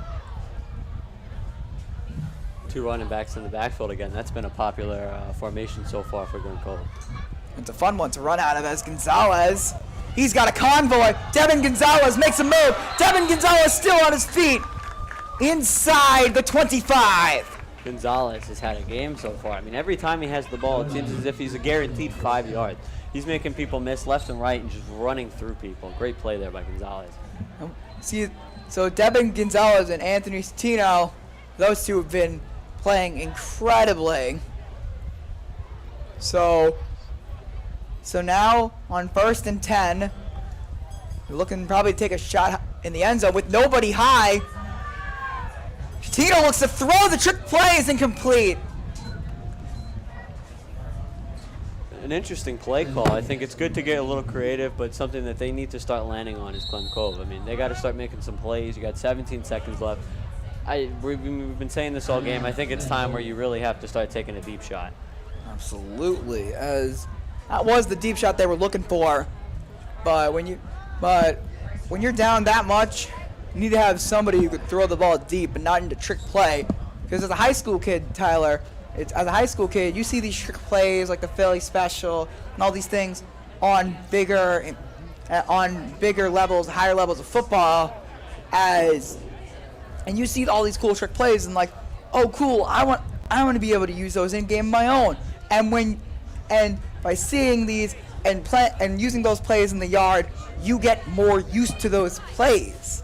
So at a high school level, trick plays, unless they're really tricky, really complicated, not like just a simple Philly special, that probably won't work because these kids have seen those plays before. They've went against them before, in like kind of like backyard football. Meanwhile, in the NFL, and higher levels of college football, you don't expect that because they're such low percentage plays. You rarely ever see them. Yeah, I mean, as an offensive play caller, you want to get the defense guessing. You want them to be almost confused every time that you're at the line of scrimmage and they just don't know what play you're going to run. So trick plays can a lot of the times work out if it's not too complicated, but sometimes it can always backfire, like we've seen sometimes with Glen Cove. It's some fumbles and some plays where really just have been a loss of yards for them. We have seen some trick plays, and we also have a new set for a new split back set for the Knights, or excuse me, no, this is a trips. Maybe there's a trips formation. The new running back, Christian Smiley. Zachary looks to throw, pressure in his face, and he's gonna go down. Brendan Moran. Good play there by Brendan Moran. Beats the offensive lineman. Great play call by the defensive coordinator and letting that D-line feast like they've been all day. That was pretty much the entirety of the Mepham Pirates defensive line. I saw Chris Garasio in there. I saw Ryan Fear in the mix. And that will be the end of the first half, so we'll send it. So, we're ready to send it down to Hannah Broxmeyer when you're ready. When she's ready, we will send it down to Hannah Broxmeyer. All right, let's send it down to Hannah Broxmeyer with Coach Kracko. Hannah, take it away. I'm here with Coach Kracko today. Your team is crushing it, 49-8. So how are you doing today? We've played pretty well in the first half. We're going to do a little bit better job defensively, setting some edges, but overall, really proud of the guys. They've stepped up. So what is your strategy today? Just trying to play a clean game, penalty-free, and not make mistakes. What is your message to the team in the locker room? Just keep playing hard. Go Pirates. Now back to you guys in the booth. Hello and welcome to the BMB halftime show. I'm Tom Moore alongside Sean McQuillan here. And Sean, it's been all Mepham so far, 49-8. You know, it's been all Mepham so far. It's crazy. Nick Honerkamp. Oh my God. 3 words. That's it. Oh my God. Dominated the offensive end. That defense cannot just find a way to stop any of the receivers like Michael Cuccinella, who has 2 touchdowns already. Nick Honerkamp is feasting. 5 rushing touchdowns, 2 passing touchdowns, both to Michael Cuccinella, and he's taking over this game. Absolutely. He's taking it over in a big way, too. You know, offensively, like you mentioned, 5 rushing touchdowns. 2 passing, and he's been, the rushing touchdowns, 43 yards, passing 30 plus, and don't forget that defense. Coach Moody has been excellent with that defense. 7 forced fumbles in that first half. That's big for one team. Absolutely. And on the defensive end, you've had Brendan Moran, and he's been feasting again on that O-line of the Big Red, as they call themselves, Glen Cove. And Coach Strip really has no answer for Mepham at all. There's not really anything Coach Strip can do for that team. Right now, defense is weak in zone coverage and man-to-man. Michael Kushnoa is outrunning everyone. Dylan Dunn, as you saw, outran everyone. It's not looking good. Absolutely, Sean. I mentioned earlier when we had the first quarter and, right as the game was starting, this Glen Cove team is new to the conference. They came up from Conference 3, now we're in Conference 2, and it's just been very tough for them to adjust. They started off the season 0-2, and now, it's 0, looking towards the direction of 0-3. Don't rule them out. We still got, another half of football to play, but it's not looking right for them. Yeah, definitely. And new conference, like I said on the broadcast earlier, new conference means new beginnings, and this new beginning is not looking so swell for this team in any way, shape, or form. Sean, look behind us. We got the cheerleaders. Let's go take a look at them.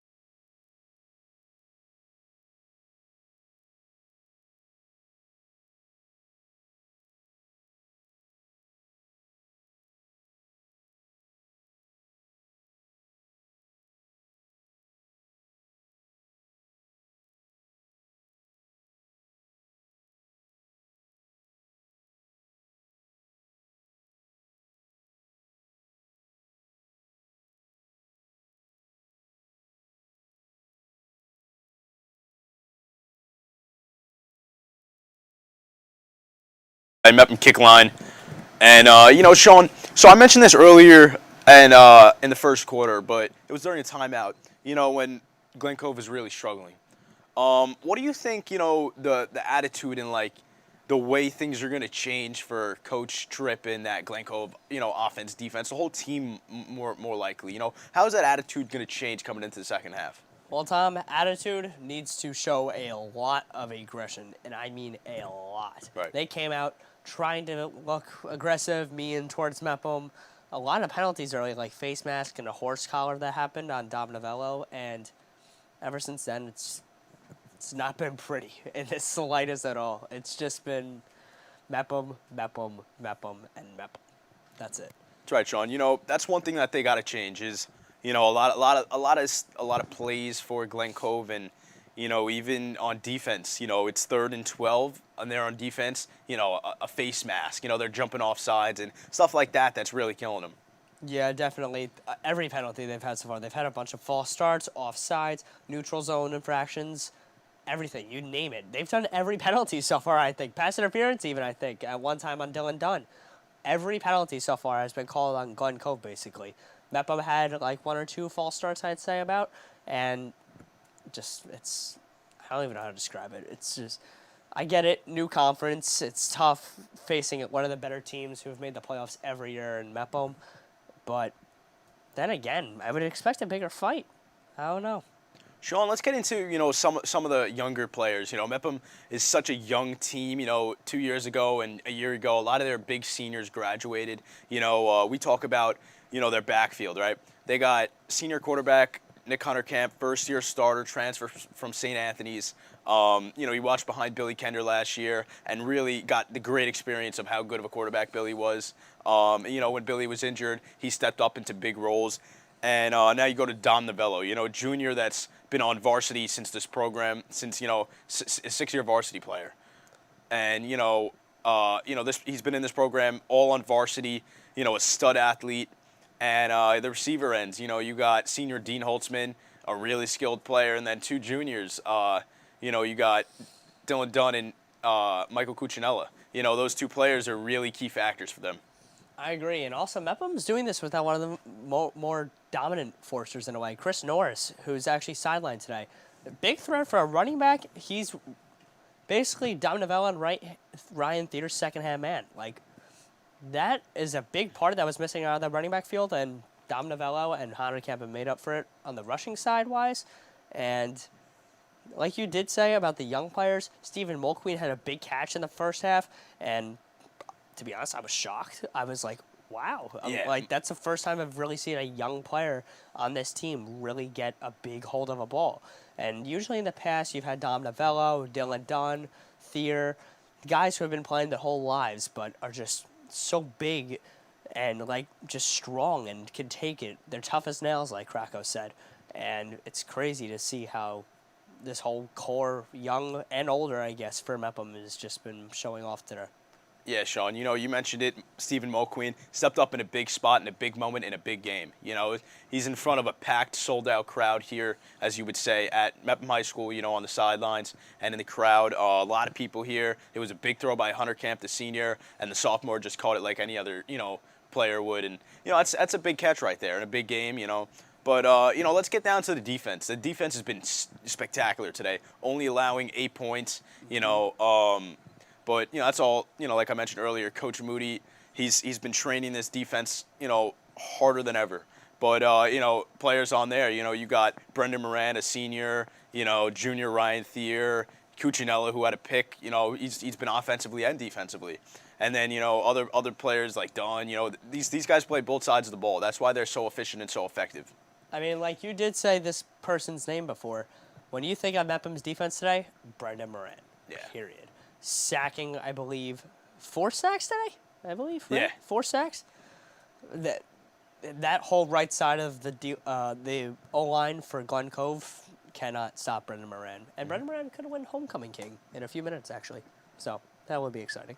Yeah, absolutely. And now even for, like, the special teams, too, they put in Novello for a little bit, and then Anthony Migliaccio, soccer player. Let's get into a little about that. Mepham's past, the soccer players, punting and kicking.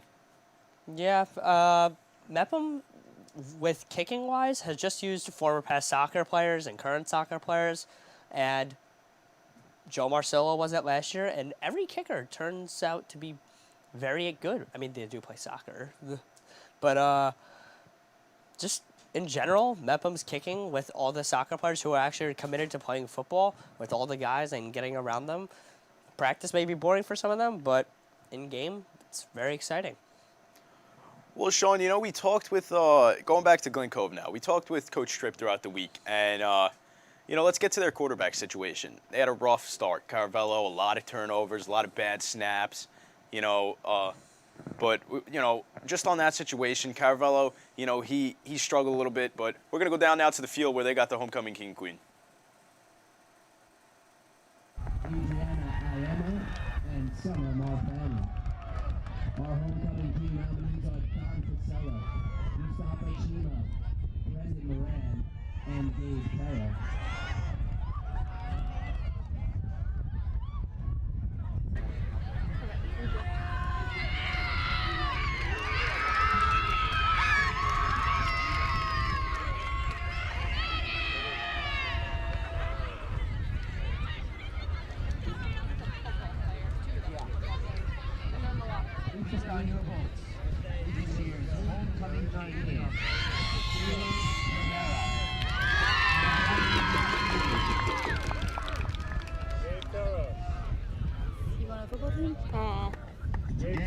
Is in the locker room. Congratulations again. Now it's time to announce this year's homecoming queen. So let's hear a drum roll, please. This year's homecoming queen is Annalise.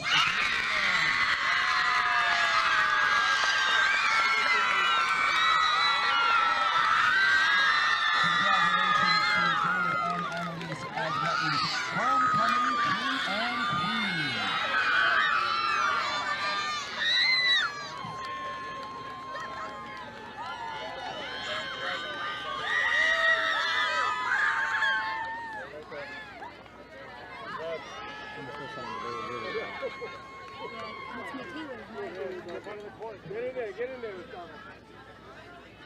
You might as well be the king for now.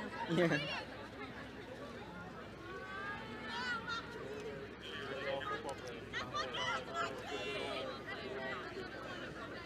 What? No idea. Okay.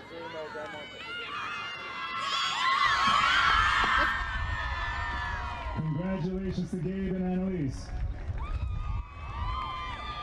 Now we would like to bring our Grand Marshal honoree onto the center of the field.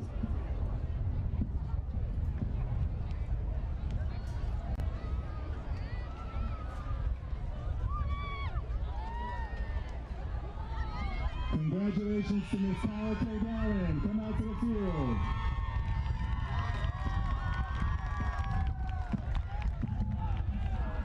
Traditionally, Mepham's homecoming game also comes with the announcement of a Grand Marshal. This year, our Grand Marshal is Miss Carol Kildilly. Carol graduated from Mepham High School in 1972. During her time here, she was heavily involved with the band where she played the clarinet and piano. After graduation, she attended SUNY Oneonta and majored in English. After graduating college, Carol found employment as an English teacher at Carl Place Junior Senior High School, where she worked for 33 years. During her time there, she was also president of the Teachers Union for several years after her husband stepped down from the same role. After Carol decided to retire from Carl Place, she took the helm as president of Mepham's Alumni Association for the last 14 years. Under her leadership, the Alumni Association has generously made donations to enhance various classrooms and other areas throughout Mepham. Additionally, the association provides scholarships to many seniors during the annual awards night held in June. Today, Carol joins us with her husband and 2 daughters to receive this special honor. We thank her for her tireless devotion over the years and continued commitment to Mepham and North Bellmore. Again, please give Carol a huge round of applause as Mepham's homecoming Grand Marshal.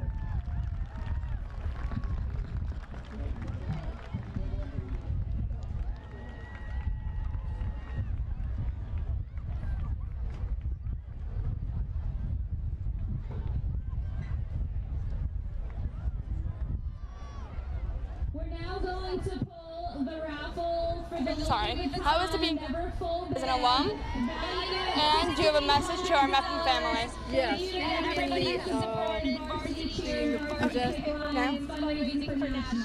Right now, I'm here with Carol, our Grand Marshal at homecoming. So how are you doing today, Carol? I like it. Yeah, it's a very nice day. So what is it like being back at the school you are an alumni of? Because I can come in here to help with the people who used to be in the they love being in there, and I do too. So finally, do you have a message for our Mepham family? I'm not sure. I don't know. Okay. So let's go Pirates. Now back to you guys in the booth. Thanks, Hannah. So, Sean, going back to what I was saying earlier, a little bit about Carvalho. You know, the struggle's been real for Glen Cove and, you know, that offense just in general. You know, he's, like I mentioned, 7 fumbles, you know, missed snaps and stuff like that. But just in general, you know, Coach Tripp has got to change that whole offensive momentum, you know, going into the second half. Agree, Tom. And what you said was a big point because Mepham is right now winning 49-8, and last week, Glen Cove lost 21-8 to a school in particular. Yeah. It was 21-6. My bad. Yeah. It was 21-6 to Baldwin, and Garden City only beat Baldwin 15-0. So that kind of shows how dominant Mepham is right now, winning by such a large amount. Yeah, and going back to that, you know, I talked with Coach Tripp throughout the week. And, you know, one of the guys, Kaleem Zachary, number 1 for them, he was limited. You know, he had an injury part of the week, and he was getting better and progressing. But part of the game plan was also to switch quarterbacks. You know, they started off 0-2, and they wanted to switch quarterbacks as part of their game plan to see if, you know, this might work out switching quarterbacks and stuff like that. But now I wonder, do you think Coach Tripp is going to come out, with Khalim Zachary and full on like start him in the second half and put Carvello back at a receiver spot where he played the first 2 games? That's what part of me is thinking. Maybe he's going to go back like to what he had and change up the game plan, because obviously this game plan is not working at all. I mean, right now, the Glen Cove really, it's not looking good. 49-8, it's a blowout. They need 41 points to come back. It's a lot to come back from, and do I think they can do it? Really, no. So I wouldn't be shocked if you saw Caravello just get a few more snaps, maybe just to practice with him a little bit, just to get him to see the field a little more, and just finish the game. But for Mepham, I would not be shocked if you saw Peter Mayo come out in the second half starting. Getting on that topic, Sean, do you think this the B team or the scout team's coming out for Mepham? 49-8. I would think you would see Peter Mayo, some of the backups like the young players like Stephen Mulqueen, maybe get a shine, maybe lead a young receiving core, right, and try to see what Mepham can do on the offensive end with Hanekamp watching on the side. You think there's some young players are coming up on defense and going to start playing defense too, or? Absolutely. I mean, you're going to have the veterans still like Brendan Moran, Dom, Novello. You're going to have Dylan Dunn. But you're going to see young faces. You're going to see young players that you would normally not see on the starting line. And it's going to look totally different, I bet you. I really think that Mepham is going to come out of this first half. Young players, people who rarely see the field, possibly one player in particular who's made national news recently might get in this game, Sofia Laspina. That's right, Sean. We mentioned what Coach Tripp, changing the attitude and everything like that. What do you think Coach Krakow is saying to Mepham right now? I think Coach Krakow is proud right now. I think he's extremely proud of his team. His offense has been great. O-line's been great.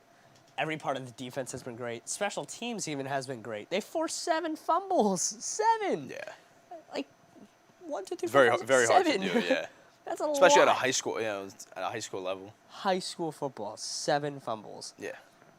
If I'm Coach Krakow, I'm sitting happy right now. That's me.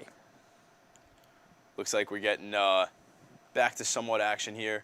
But, Sean, so what do you think the big takeaway, of this first half is so far? I think it's been Mepham's passing and rushing on the offense has been excellent. And going to games in the future where they have MacArthur and Garden City, this is going to help them a lot. It's going to give them a big confidence booster, but can't go into a game thinking we're going to win. And I don't think today they went in thinking they were going to win, and right now it's looking pretty good. Right. And, for one thing that you got to say before we wrap this up, what do you think, Glen Cove's got to change around in order to stay in this game? Glen Cove must stop blitzing on every play. You see the linebackers just crash, coming through the middle of the D-line. It's a blitz every time. There's no zone coverage. That's why Michael Cuccinella is one-on-one every time. And sorry to Glen Cove, their cornerbacks are not as fast and can keep up with Michael Cuccinella. Yeah, as we saw there, Michael Cuccinella beat Matt Basil, for that touchdown earlier. But that'll just about do it for us in the studio. I've been Tom Morrow. He's been Sean McCool. We'll see you guys back on the mic down on the field.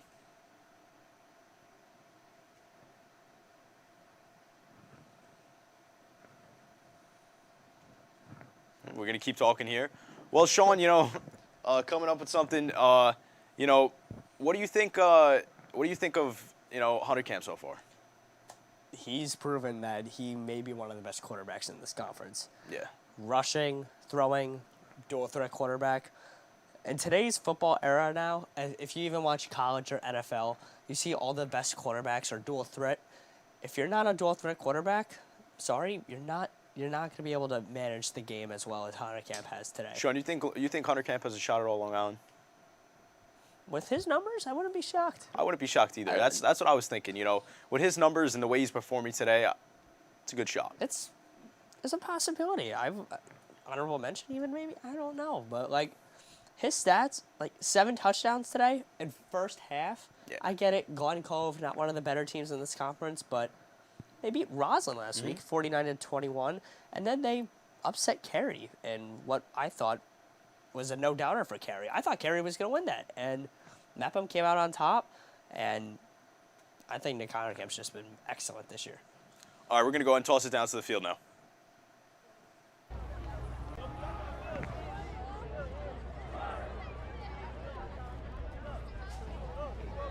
Strategy for the second half of the game. Well, we just have to tighten up what we were doing and get back to our game plan. We knew from the beginning that we couldn't make mistakes, and the penalties and the fumbles really hurt us. So we hope to limit those in the second half and try to stay close. So is that your strategy for the second half of the game? Yeah. Okay, good luck. Now back to you guys in the booth. Thank you so much. So, thank you, Hannah. Thank you, Tom and Q. I'm Matt Mano, and alongside Tyler Steinberg, we are back for the second half of the BMB Game of the Week.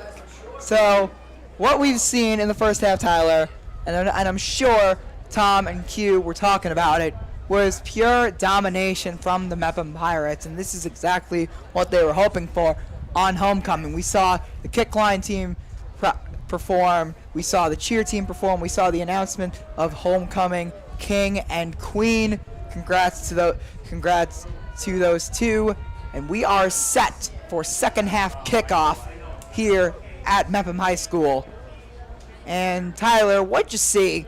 Why were Mepham able to get that many points on the board in 24 minutes of football? I think they just capitalized on every Glen Cove mistake. Glen Cove had it, like, I want to say at least 6 or 7 fumbles. I counted 7. It was 7 fumbles then that they had, and a lot of them were just maybe on their own 10, 15-yard line. They were giving Mepham amazing field position the whole game, and they just were able to capitalize, and the Glen Cove defense weren't able to stop them. So that's kind of been a trend throughout the whole game. Let's see if Glen Cove can maybe put some effort and make this game a little bit closer. We can only hope for a close game here. Because it's what you asked for on homecoming. Homecoming normally always gives great games, and we hope for nothing less. As the kick is away, and another drop and a touchback. So click that mute button, Steve. So it seems the fumble problems for Victor Vaughn and the rest of the Knights are continuing, unfortunately for them. As we'll see who will start the second half, it looks to be it's either Kaleem Zachary or John Caravello. I believe it's Caravello here that's going to come out on the field. At least he's standing there so far. But yeah, he's going to stay. But I wouldn't be shocked if we see some 2 QBs. Oh, we have Caravello out. Caravello split out wide. Interesting formation and here. And Tino looks like maybe is playing quarterback. Looks like a little wildcat formation or something like that. We have to see. Getting a little. It's the first play of the second half. You're not running wildcat in the first play of the second half. No, they are running dual quarterback. They are running dual quarterback. I mean, you never know at this point. John Caravello at least knows how to run routes because he also does play cornerback. As they go to Tino and he gets about 1 yard. Interesting play call. They're getting a little creative now, which is what you like to see. And I love it. I love the creative formations, creative play calls, and when you're down 49-8, you got nothing to lose. Like pull out all of the stops, empty the playbook, try and see what you can do, whatever you possibly can to get into this game. Yeah, I mean that's what makes football so great. It's just some of these trick plays and creative play calls that some of these guys think of. And here's the first deep shot, and he's picked!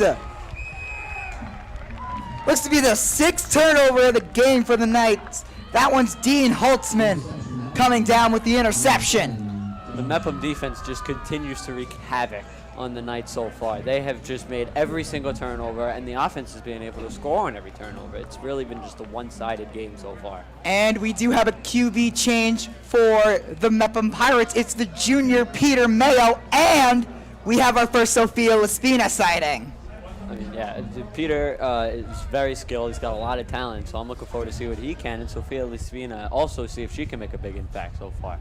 I am very excited for this upcoming drive with the national star Sophia Laspina in on the to start the second half. So here's Mayo, goes to Chris Garcia, the senior. He's really been more of a starter on defense, getting him a little bit more reps on offense. He takes it for 2 yards. Mepham's doing the right thing, making sure that none of their key players get hurt, and seeing what some of these guys have for the future and in the years to come, to see what these have and see if they can maybe mix up some play calls and see what works really for the future. And Yeah, I see Gio Supton in outside at receiver. We obviously know Laspina. And here's Mayo. Checking the line. So here he is, Peter Mayo. Another handoff, and this one's a misdirection. And Gracio gets close to a first down, and it'll make it a 3rd and short. the Mepham O-line has done a great job creating holes. That looked like a all-out blitz by the Glen Cove defense, sending all the linebackers, sending a lot of heat, but the Mepham O-line just making a big enough hole to get some yards. So now on 3rd down, and looks to be 3, Mayo. 3 straight runs. Garcio is close. We check the spot. He's short. Mepham still doing the right thing, though, keeping the ball on the ground, trying to waste as much time as they can before they give the ball back to Glen Cove. Great idea. Give the ball back. No, they're staying on the field. 4th and 5 now. You gotta love this aggressive play call by Mepham. They're just trying to establish their dominance, no matter what down it is. They've always tried to make those big plays happen, but have also played smart and conservative. This is a perfectly called game by Coach Kratko thus far. As on 4th down, Mayo looks to throw. He goes outside, and he's got himself a first down. That was Ryan Harrington, the sophomore. Saw him a little bit on defense in the first half. Picking up a first down on an 8-yard gain on 4th. Great play call there, getting a quick screen and giving a little bit of time so they're able to get that first down. Great play call by Krakow. So Ryan Harrington, talked to Coach Krakow. Krakow was loving Ryan Harrington. He's got the ability to be a really, really good addition to the offense. He's explosive, and all around he just said that Ryan Harrington has a bright future. As we saw a personal foul on Glen Cove, that'll move the ball up even further inside the 15-yard line to the 13, where Mayo will go to work. Probably just going to run it. If you're the Mepham Pirates, just try to run it right down the gut of the Glen Cove defense, because that's been working so far for them. So Peter Mayo now on first down. He keeps, makes a move, and Peter Mayo doing what, in my opinion, he does best based on my impression of him watching practice. He can break tackles. He is a lot better of a runner than people give him credit for, because he's a very, very good runner. Yeah, I mean, Peter Mayo, he's not the biggest guy, but he's got a lot of speed, a lot of burst, and he can definitely make someone miss. I think if it was one-on-one, he could definitely run a guy. He could run right through him. He can make a move and get around him. Starting quarterback job for next year when Hunter Camp graduates is pretty much his to lose in my eyes. Mayo, kind of like Dom Novello, is like Dom Novello. They know where everyone's supposed to be. The two of them are both very intelligent, not only football players, but very intelligent young men. And the two of them together can make a great combination next year. Watch out. So Mayo rolling out. He's got daylight inside the 10. 5 takes a hit. He scores. The way the ball came out. There's also a flag on the play. And a flag, so a lot to sort out. And we have an injury. Multiple injuries. But one thing that is very important is a quarterback-receiver connection. I mean, chemistry is a big thing in football, so the fact that you can understand what your quarterback wants and what route the receiver wants to run is huge. We have 2 Glen Cove players. Hopefully everyone is okay on the field. So we have 2 Glen Cove players down. One of them we have one down and seems to be barely response. One of them down and laying on his back. The other one, Victor Vaughn, it looks to be, he's at least sitting up. The entirety of both teams on their knees, as we hope that both of these young men are okay. as a football fan, that's just one thing you hate to see. I mean, injuries are killer. That's the one part of the game that, isn't always the best. And, it happens, but hopefully everyone's okay and we can all get off the field and hopefully be back on the field as soon as possible. A small round of applause for Victor Vaughn, who, the senior, was able to walk off on his own power. And we can now see the other injured knight. It was Matt Coyle, the senior. And he looks to be a little bit slow to get up, as Matt Coyle looked to be hurting on that left foot, that left knee. But he looks to be a little bit of pain, but still walking on his own power. So a dangerous, dangerous play. But everybody's okay, and that's what we care about. Yeah, I mean, it's great to see him walking on his own power again. It makes Glen Cove just feel a little bit safer and a little bit better about his availability for next week. So the point after what was ruled a touchdown by Peter Mayo. So let's send it down to Hannah Broxmeyer with the interview. Thanks, guys. So right now I'm here with Annalise Baglione, our homecoming queen. So thank you for being here, Annalise. Thank you so much for having me. I'm happy you could take the time to be interviewed. So what was it like being nominated for homecoming queen? It was definitely such a surreal experience. I think just in itself being nominated was just so cool, and I'm really grateful for that. So congratulations again. So what was it like when you won? I was really shocked, honestly. I was a little nervous at first, but it was just so cool and, like, again, surreal. I'm really grateful and thankful. So now that you won, what power do you have, and how are you going to use that power? No power, really. I'm just, again, thankful for everyone who voted for me, and to all of the people that were in the homecoming court. They deserve to be there too. So definitely. So go Pirates. Now back to you guys in the booth. So thank you, Hannah, and Are we congratulations to both our homecoming king and queen. So we get back to action. It's now 56-8 Mepham, and what can only be described as a pure blowout. But we still haven't seen much of what Mepham has to offer, at least in my opinion. Haven't seen their defense. Their defense really, they've been imposing their will through forcing mistakes. Yeah, I mean, the Mepham defense has just been all over the Knights' offense. It feels as if the Mepham defense has just been doing what they want to do. If they want to blitz, they're going to blitz. If they want to drop back in coverage, that's what they're going to do. And it's just been working out with 7 or 8 fumbles. It's been like 2 or 3 picks. They've just been all over the game and have controlled and just dominated. So the Mepham defense, excuse me, what you've seen out of them was they really haven't been really forcing pass rush. They've been forcing a lot of mistakes by the Glen Cove offense. What I mean by that is by them getting pressure, by them getting in the face of the Glen Cove offense, it causes about seven fumbles and 2 interceptions, of which 5 of them were lost. So 7 turnovers by Glen Cove, and that's really been the difference in this game. I feel like before the game started, we knew that Mepham wanted to be able to control the pace of the game, both on offense and defense, and slow down the dominant run game that Glen Cove had. But I don't think we thought it'd be this dominant. I mean, they've done whatever they wanted to do, and that has showed. Control the pace, more like control the entire game. So, as you see, a lot of new defensive changes. You see Ryan Harrington getting into the game. We'll see.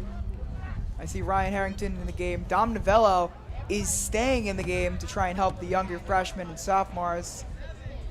See Devin Green in the game, playing a free safety role. Dean Holtzman's in there. No, Devin Green just came off of the field before 1st and 10, and Tyler Usler, the senior, is on.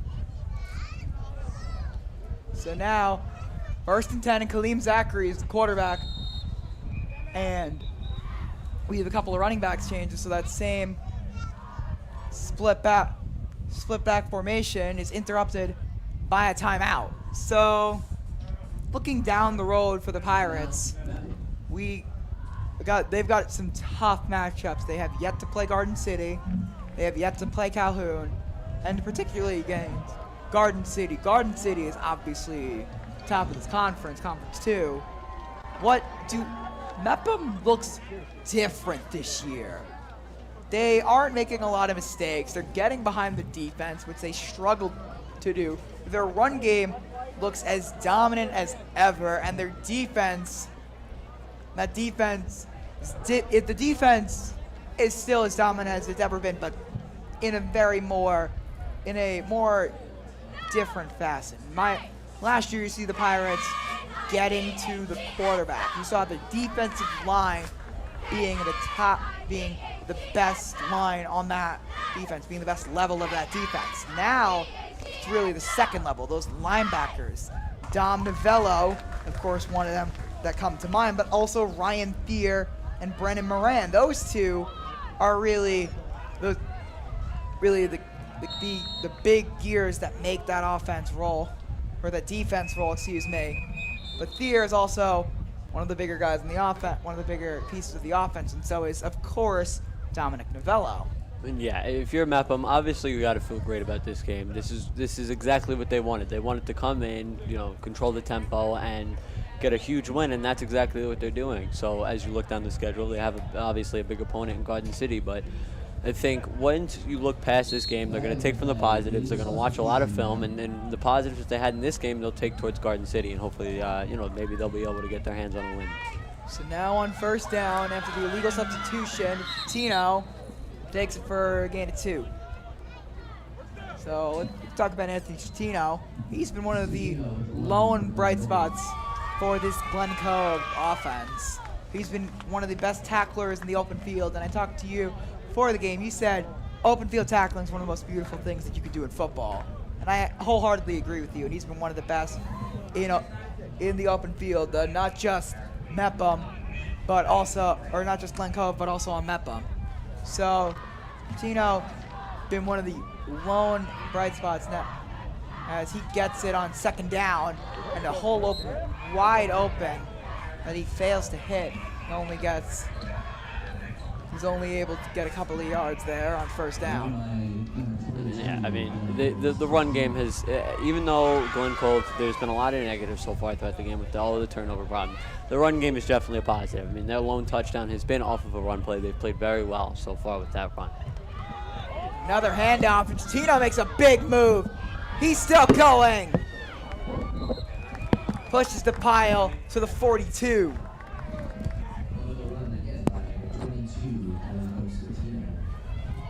So that'll bring up fourth down. Or, excuse me, no, that's third down. So Anthony Tino, we've talked a lot about him and how he's been one of the biggest impact players for not only the Glen Cove offense, but their defense. As Zachary looks to throw, and he's got their first big completion of the game. It's good for the Knights here, just getting something going and get something positive before the end of the game that they can take into their next game. Christian Staloy for about 20 yards to move the chains. And Staloy, we haven't called his number a lot, which is surprising in its own right, but also not surprising, as Tino breaks tackles,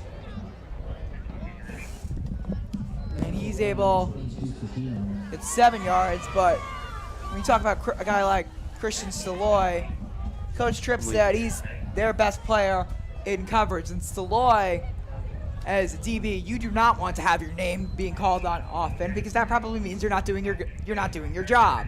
And the fact that we've only called Staloy's name when he's on offense is a great thing for him. So now he's Kaleem Zachary. He wants all of it. He's got Staloy and he drops it. That's the play that the Knights were looking for. They haven't really done anything over the top. They've needed that, and they just barely fell short. So let's send it down to Hannah Broxmeyer on the sidelines. Take it away.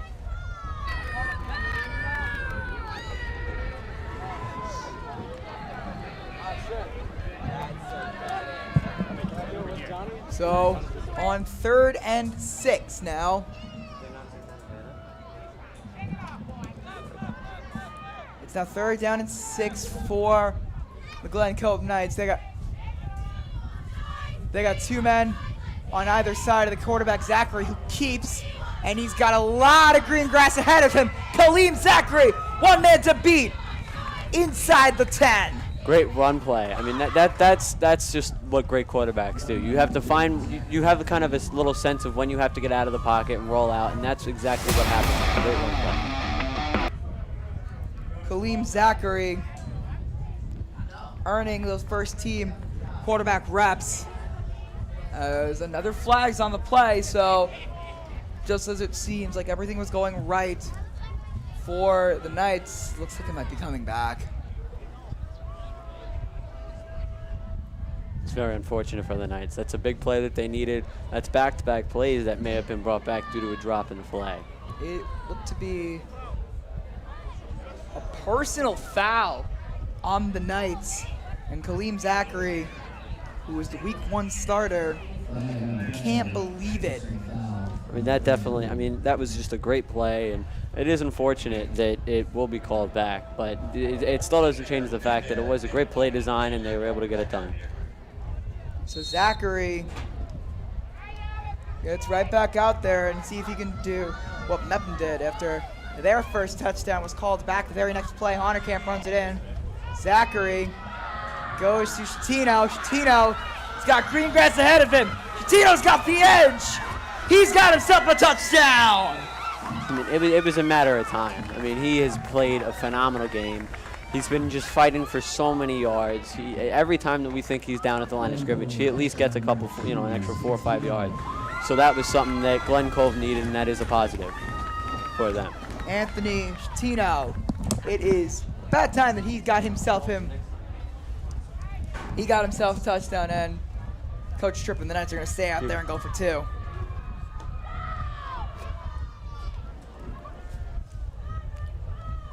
So we have Shatino, who's the touchdown scorer in there, with Zachary in the backfield. 2 men to either side of Zachary. He looks to throw. Rolls, scrambles, and he fights his way for 2. Good play there for the Knights.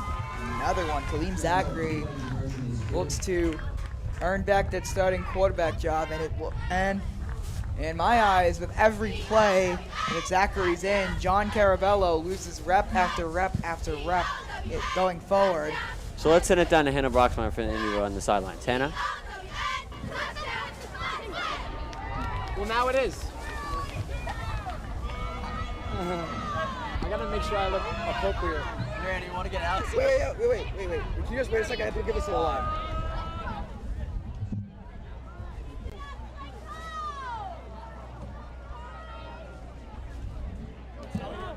All right, thanks.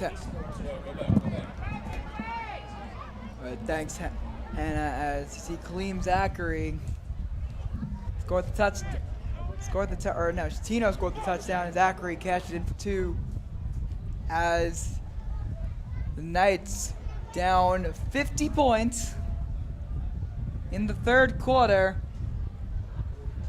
Excuse me, 40 points. Clearly I can't do basic math. Is math your subject in school, Mano? It actually is. That was embarrassing. That's tough. My. Glen Cove's not having their best day, and clearly neither am I. It's okay. I mean, I think you've done a great job so far announcing the game with me. So don't be too hard on yourself, Mano. Still a very fun game indeed. So the kick is away, and we'll see more of Peter Mayo and the Mepham offense. This one's fielded by Dominic Novello, and Novello's looking to keep Mayo off the field. He's gonna score! Dom Novello, it was a matter of time before he got himself in the end zone. What a kick return. I mean, he played it perfectly, went right past. The blocks were great, and Dom Novello showed off that elite speed that he has to get the touchdown. Another one of these Mepham Pirate football players who very well should join the track team. join the track team because they've got so much speed between Dunn and Novello and Honerkamp and Cuccinella. All these guys have elite level speed, and we haven't even called the name of Dominic Inzarella, who actually is on the track team and is one of the main pieces to our 4x1 relay. So Mepham's gonna stay on there for the extra point. Looks like they're gonna kick it. Novello's now holding the Novello after scoring. Looks like he will hold it after Mayo held the last few.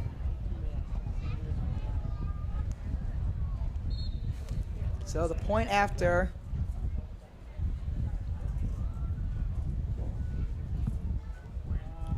To put the Pirates up 47 points. 47 points. So now, looks like we'll say hello and welcome back to the broadcast. Sean McQuillan, how are you doing? Matthew, I am doing quite fine on this beautiful Saturday afternoon. How are you doing? I'm doing incredibly. And Sean, unfortunately, your debut is going to have to wait a little longer. We're going to send it down to Hannah Broxmeyer. Take it away. Everyone has to know. Let's pick up some.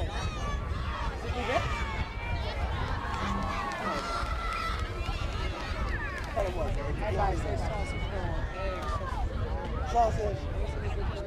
Sausage. Sausage. Sausage. Sausage.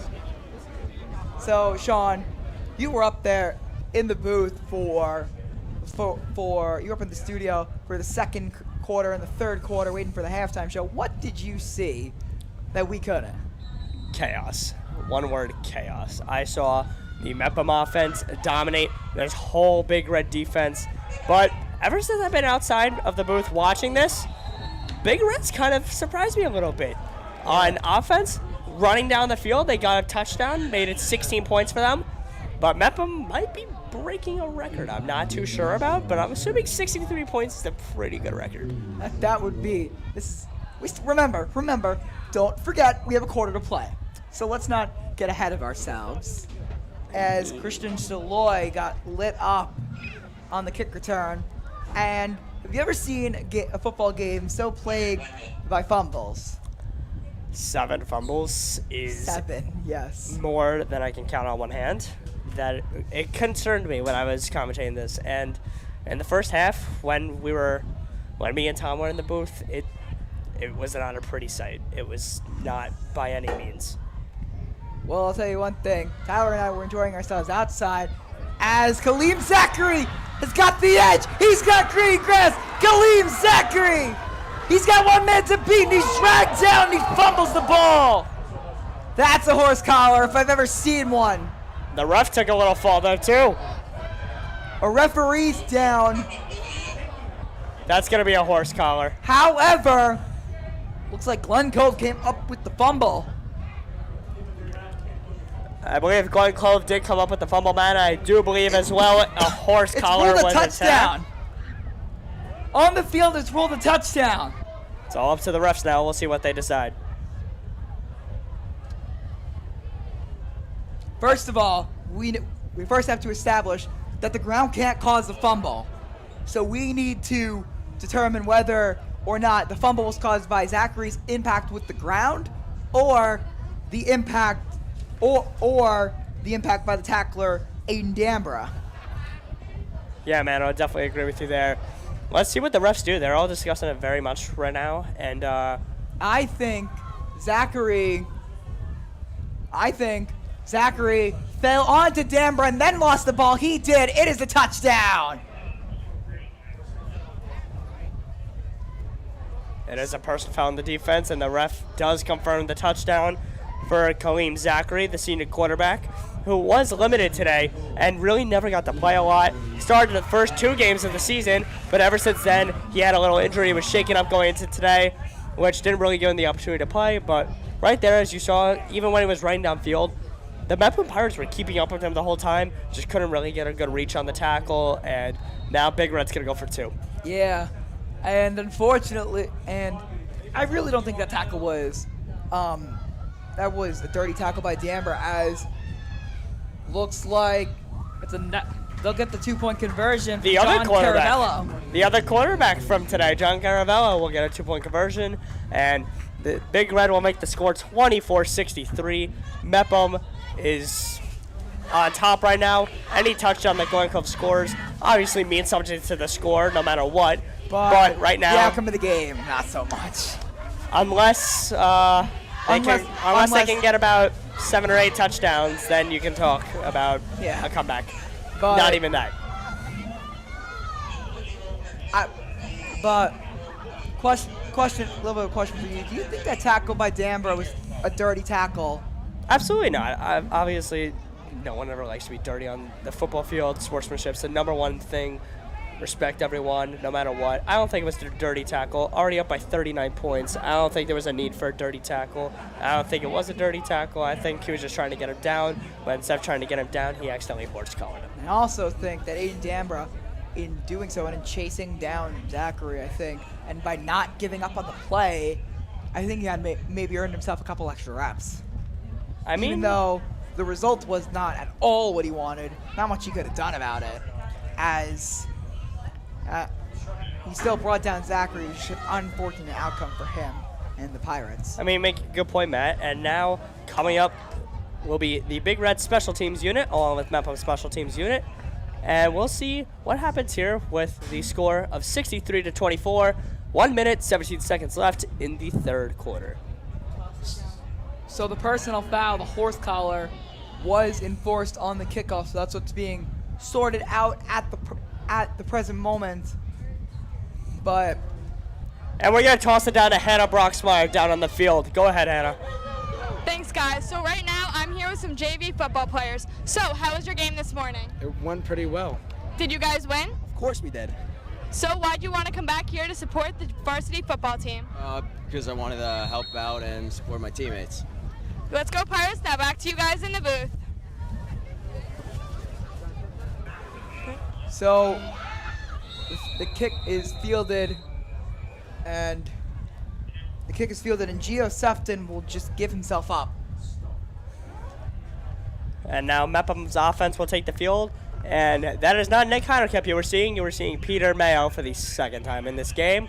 Peter Mayo was the backup quarterback to Nick Heinerkamp coming into the season, and we all knew Heinerkamp would probably get the starting role as he came from a great school like St. Anthony's, transferred back to Mepham, and Heinerkamp's displayed greatness this game. And now we're going to see Peter Mayo, whose field awareness is incredible, and we're just going to see what he can do here.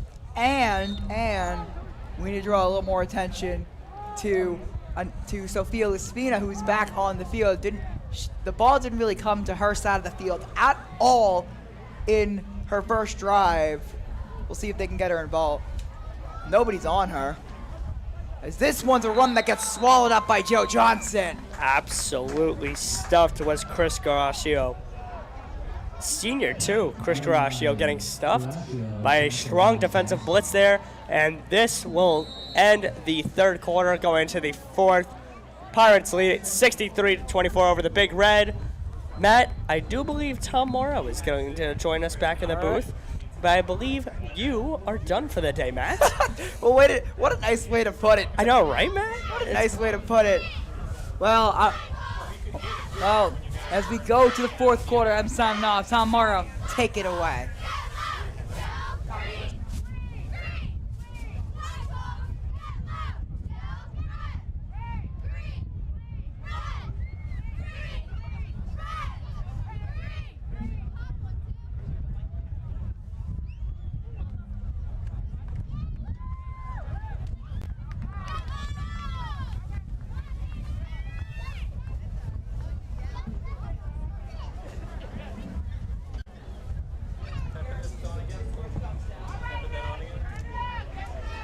Hello, everybody, and welcome back to the fourth quarter of action here at Mepham High School. Mepham leads 63-24.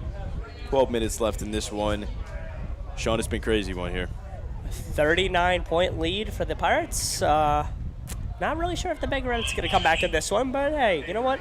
Quality time for players on the field, maybe get some more reps, learn position work a lot more, and we'll see what happens in this fourth quarter. Sean, we were in the studio for the halftime show, right? And I did mention one thing, and, you know, Coach Tripp stuck with it, and that's is Zachary going to come in and be quarterback? And, you know, he did change the game plan, you know? Absolutely. You saw him run for the big touchdown downfield, but like we said about him being limited, you definitely saw it on the play. Here's Mayo. Goes to Sofia Lospina. Hit hard. Sofia Lospina, the star of the show within the last week for the Mepham Pirates and Mepham High School, made national news being the first ever girl to ever catch a touchdown on Long Island. Congratulations to her, behalf of BMB and the rest of Mepham High School and the Mepham community. Spina with a gain of 2, and it's going to be about 3rd and 9 here for Mepham. Mayo's back in shotgun formation. 3 receivers to the close side. Mayo. Watch this Gonna blitz. keep it. It's taken down by a swarm. Good defensive play by the Big Red. Had a hard blitz there from Big Red. Found out where the run was on the left side of the offensive line. Big Red stopped it, and clock's going to keep ticking. It's one thing we're going to see the fourth quarter a lot, just the clock ticking, you know. Agreed, Tom, agreed. You're not going to see a lot of passes. Don't really see Mepham going for that 50-yard bomb right now. Nice little runs, maybe to Dom, or maybe give some of the, like we said on the halftime show, some of the young players some experience. Mepham's going to punt this one away. Dom Novello's back and ready to punt.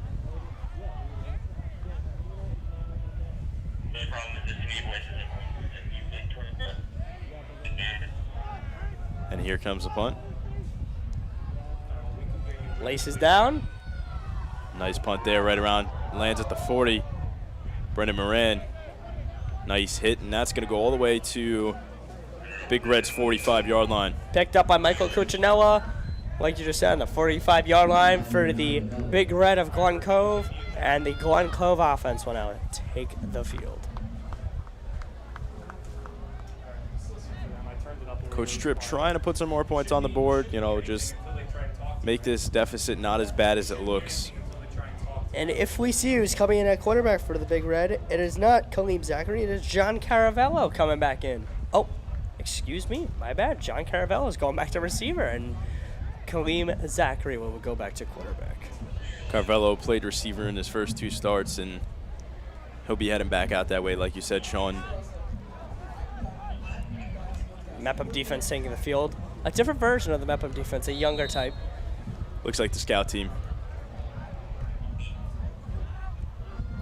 Zachary in shotgun formation, hands this one off to Chatino. Breaks a tackle, breaks 2, headed to the sidelines, and still on his feet. Trucking to about Mepham's 35. Chatino bulldozing through that Mepham defense. A real stud that Chatino is, the senior leader of that offense in the backfield for Big Red. Absolutely, one of the better players for the Glen Cove Big Red today.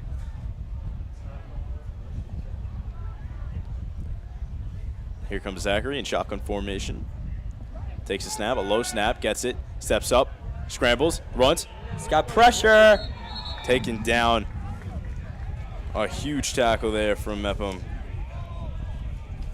That'll be number 87, Jake Leiklander. One of the D-backs on the team, sophomore. A sophomore making a big play there. Like you said about the scout team, it's their big chance for them to get some big opportunities. There you go, sophomores getting big opportunities. Zachary in shotgun formation, trips to the close side. Here it comes. Handoff to Tino, met by Garasio. Taken down eventually as Leitner is back there with Garasio in on the stop. It's going to be about 3rd and 7 now for the Big Red.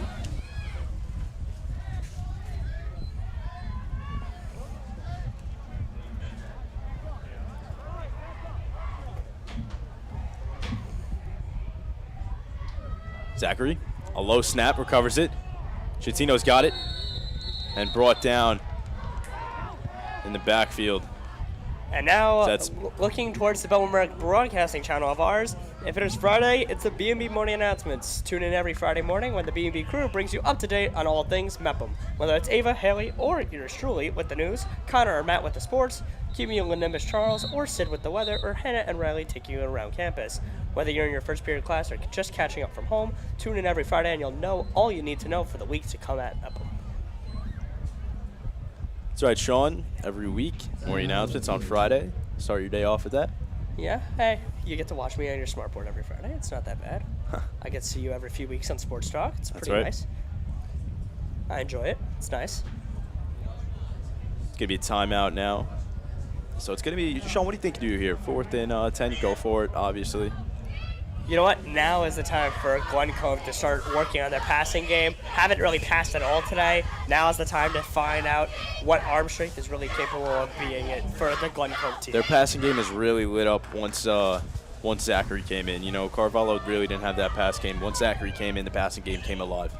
Agreed, Tom, definitely. And with 7 minutes left, we'll see what happens.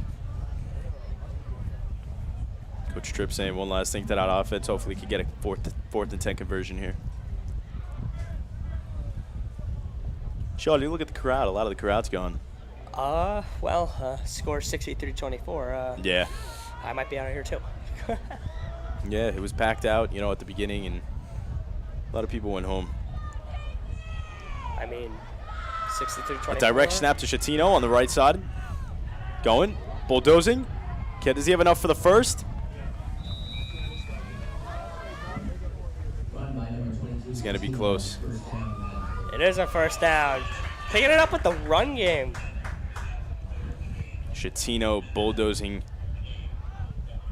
enough for the first down. Right now, Mepham doesn't need to score, but Glen Cove surely wants to. Right.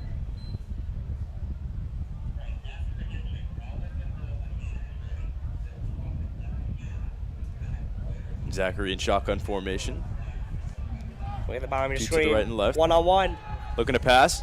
He's got a receiver downfield. He's got it. It's caught. Touchdown. Touchdown. Big Red as they get on the board. Christian Smiley, the senior.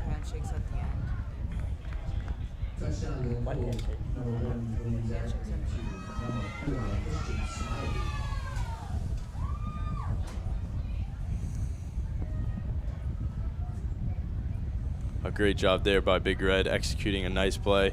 Yeah, the senior, Christian Smiley, running a perfect route there. And like we were just talking about Glen Cove wanting to score, there they get it, over 30 points. Looking to make it 32 here. Chatino with the direct snap. Hits the outside. Looking to reverse. Gets taken down by Gio Stuffin. The 2-point conversion doesn't work. And you know what's funny, Tom? You look at the Mepham scoreboard.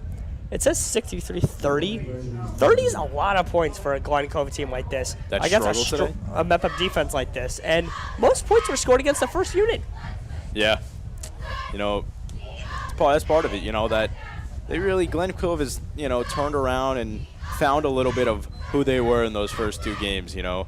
I mean, saying they lost the first 2 games, they did, but they definitely turned the table and was able to score some points on that Mepham defense. Definitely, Tom. Agree with you there. And Mepham's going to take the field, and I wouldn't be shocked if every play is just run. And Mepham's just going to try to kill some clock and this one and go home happy on homecoming. Absolutely. 5 minutes, 17 seconds left here in the 4th quarter. Mepham special teams is going to take the field. Sean, what do you think Coach Krakow is going to, be saying to this team at practice this week? I think he's going to be.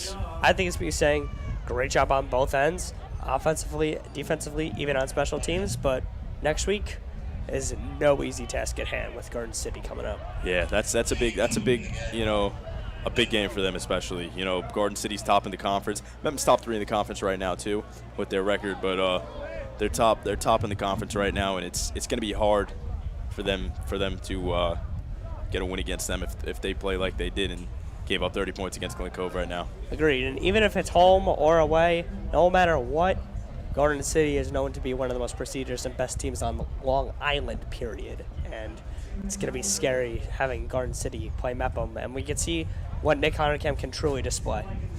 Yeah, like I mentioned, Honerkamp has the value to be an all Long Island player. He's definitely got the talent and shown today what he can do. Absolutely. Now we're going to see Glen Cove kickoff.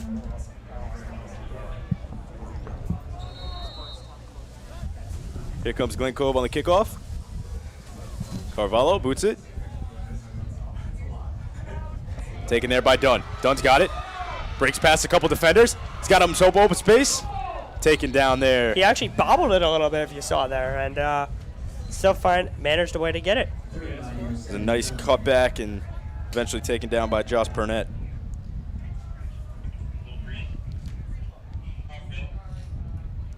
And also looking more into the BMB YouTube channel, BMB Sports Talk is back, joined by my right-hand man right here, Tom and Lily, as they break down all that is Mepham sports.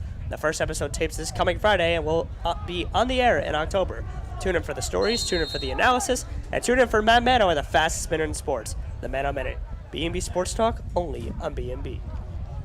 Here comes Mayo, hands this one off to Gracio. Gets stuffed right at the line of scrimmage. Yeah, like I just said, Tom, this is going to be a lot of running for the next 4 minutes, 20 seconds. Yeah, just going to look to run the clock out and secure this win. And unfortunately for Glen Cove, they're going to go home with another loss on the season. Mepham will remain undefeated, but next week, that record, like we were just talking about for Mepham, could be a different story.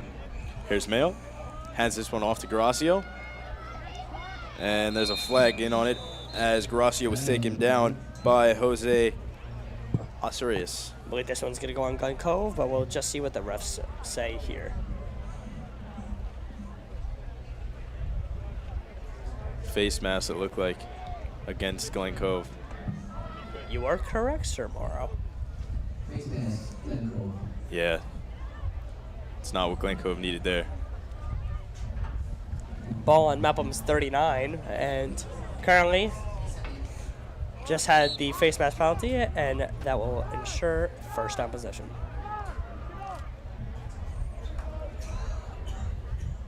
Excuse me, 5 yards.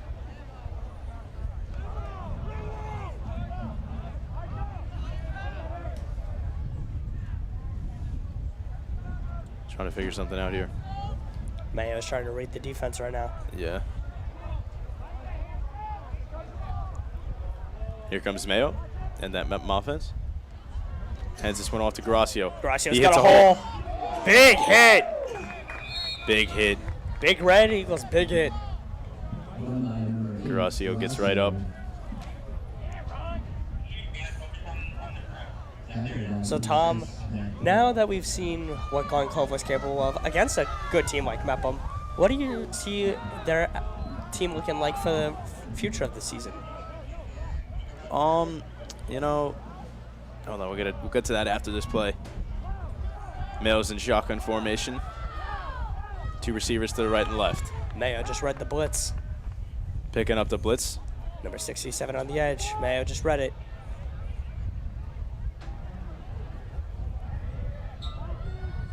Mayo on 3rd and 5. Hands this one off to Gracio, taken down by Andrew Glaviano, senior starting linebacker for Glen Cove. Sean, going back to that, what was that? So, we've seen what Glen Cove was capable of against Mepham. Obviously, didn't come on top and struggled massively against this Mepham offense and defense and even special teams. What do you see for Glen Cove in the future of the season? A new conference? New beginnings? What do you see? They continue to play like this, absolutely. They could be bumped down back to Conference 3, but, it's just a shame kind of because, they've had a great season last year, too, where they led themselves up to Conference 2. But, another conference, coming from 3 to 2, it's a big step. You're playing teams that are not as populated and stuff like that, and, then you come in and play teams like Garden City, MacArthur, teams like that, and, even today, Mepham, it's a tough step. Agree with you there, Tom, and with 1:41 left, 63-30, Mepham's up what I just said, 63-30. Mepham's going to kick off to Glen Cove, and we'll see what Glen Cove does on the offensive end.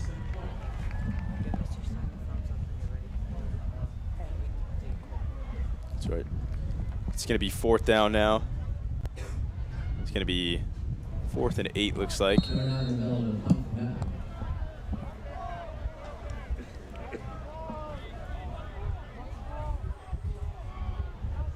Novello out there to punt.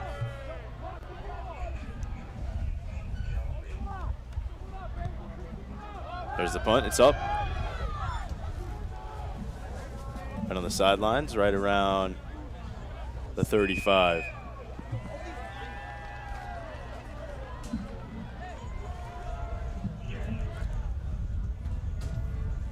And also looking more into the Bellmore-Merrick Broadcasting YouTube channel, last advertisement of the day, midweek update. Returning this October is the award-winning midweek update, the BMB show that brings you closer to the people and places in around the Mepham community. I'm not sure what stories we'll see this coming episode, but I'm pretty sure one of them might have something to do with a certain Mepham receiver who's been playing in this game. The only way to find out, tune until October, as an all-new cast will be on set to tell the stories that don't always get told only on BMB.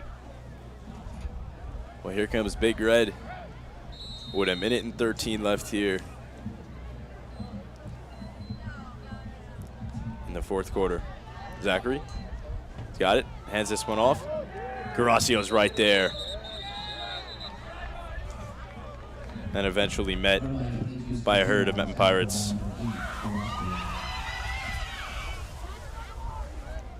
So under a minute left here in the 4th quarter, 63-30. Glen Cove might just run out the clock here. Under a minute, 45 seconds left. See what Glen Cove maybe has for a play or two left. Let's fumble. Garacio brings down Zachary. Chris Garacio having a great second half for the Mepham Pirates. Getting his playing time and showing why he should have some playing time. This might be Big Red's last play of the game.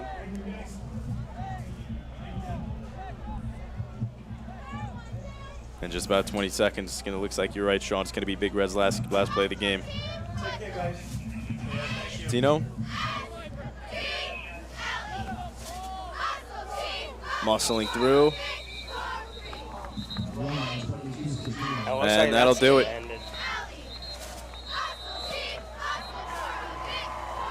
That'll do it from Mepham High School.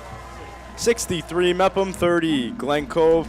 Sean, biggest takeaway of the game? Biggest takeaway of the game, definitely Nick Honerkamp, part of the game. That he's the all takeaway. He played outstanding, terrific offense, 5 rushing touchdowns, 2 passing. Couldn't have played a better game. Put up possibly a record-breaking score. That's right, Sean. You know, big takeaways and big keys of the game so far. And we're going to toss it down to Hannah, down on the field. And that'll do it. That'll do it, Sean. You know, big season ahead for Mepham. You know, as they take on a big opponent next week, Garden City and Glen Cove, like we mentioned, Sean. It's going to be a rough season for them. Agree with you there, Tom. Glen Cove, if they continue to play like this against other teams in the conference. I mean, 30 points was good, but not good enough for today against a strong Mepham Pirates team.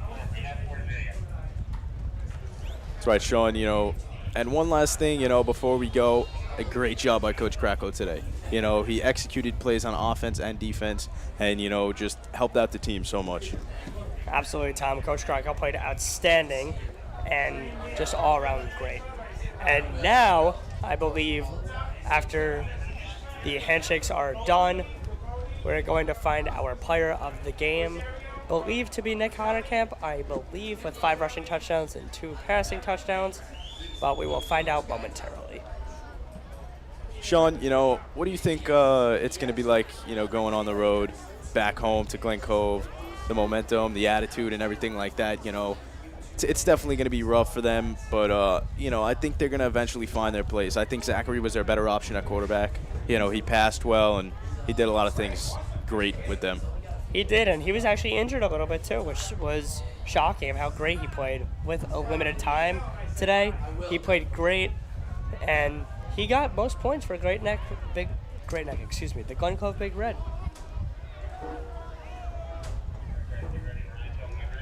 That's right, Sean. We're going to go ahead and toss it down now to Hannah Broxmeyer, who has played the game, Nick Hunterkamp on the field. Thanks, guys. So I'm here with Nick Hunterkamp, the MVP of the game. So what is it like being MVP? You know, I don't want to call myself MVP because every single one of those players over there balled out, and their wins on them. So I heard a rumor that colleges have been scouting you. Is that true? You know, it's a dead period right now. I'm focused on winning games right now. So how will you use this momentum for the rest of the season? You know, we're just gonna go out there and play hard. We're gonna play the same way we've been playing every single week, and no matter what, we're gonna give it all. That's a great answer. Thanks, guys. Now back to you. See you next time for BMB. I'm Hannah Broxmeyer. Thanks, Hannah. And that'll just about do it here from Mepham High School. Mepham 63, Glen Cove 30.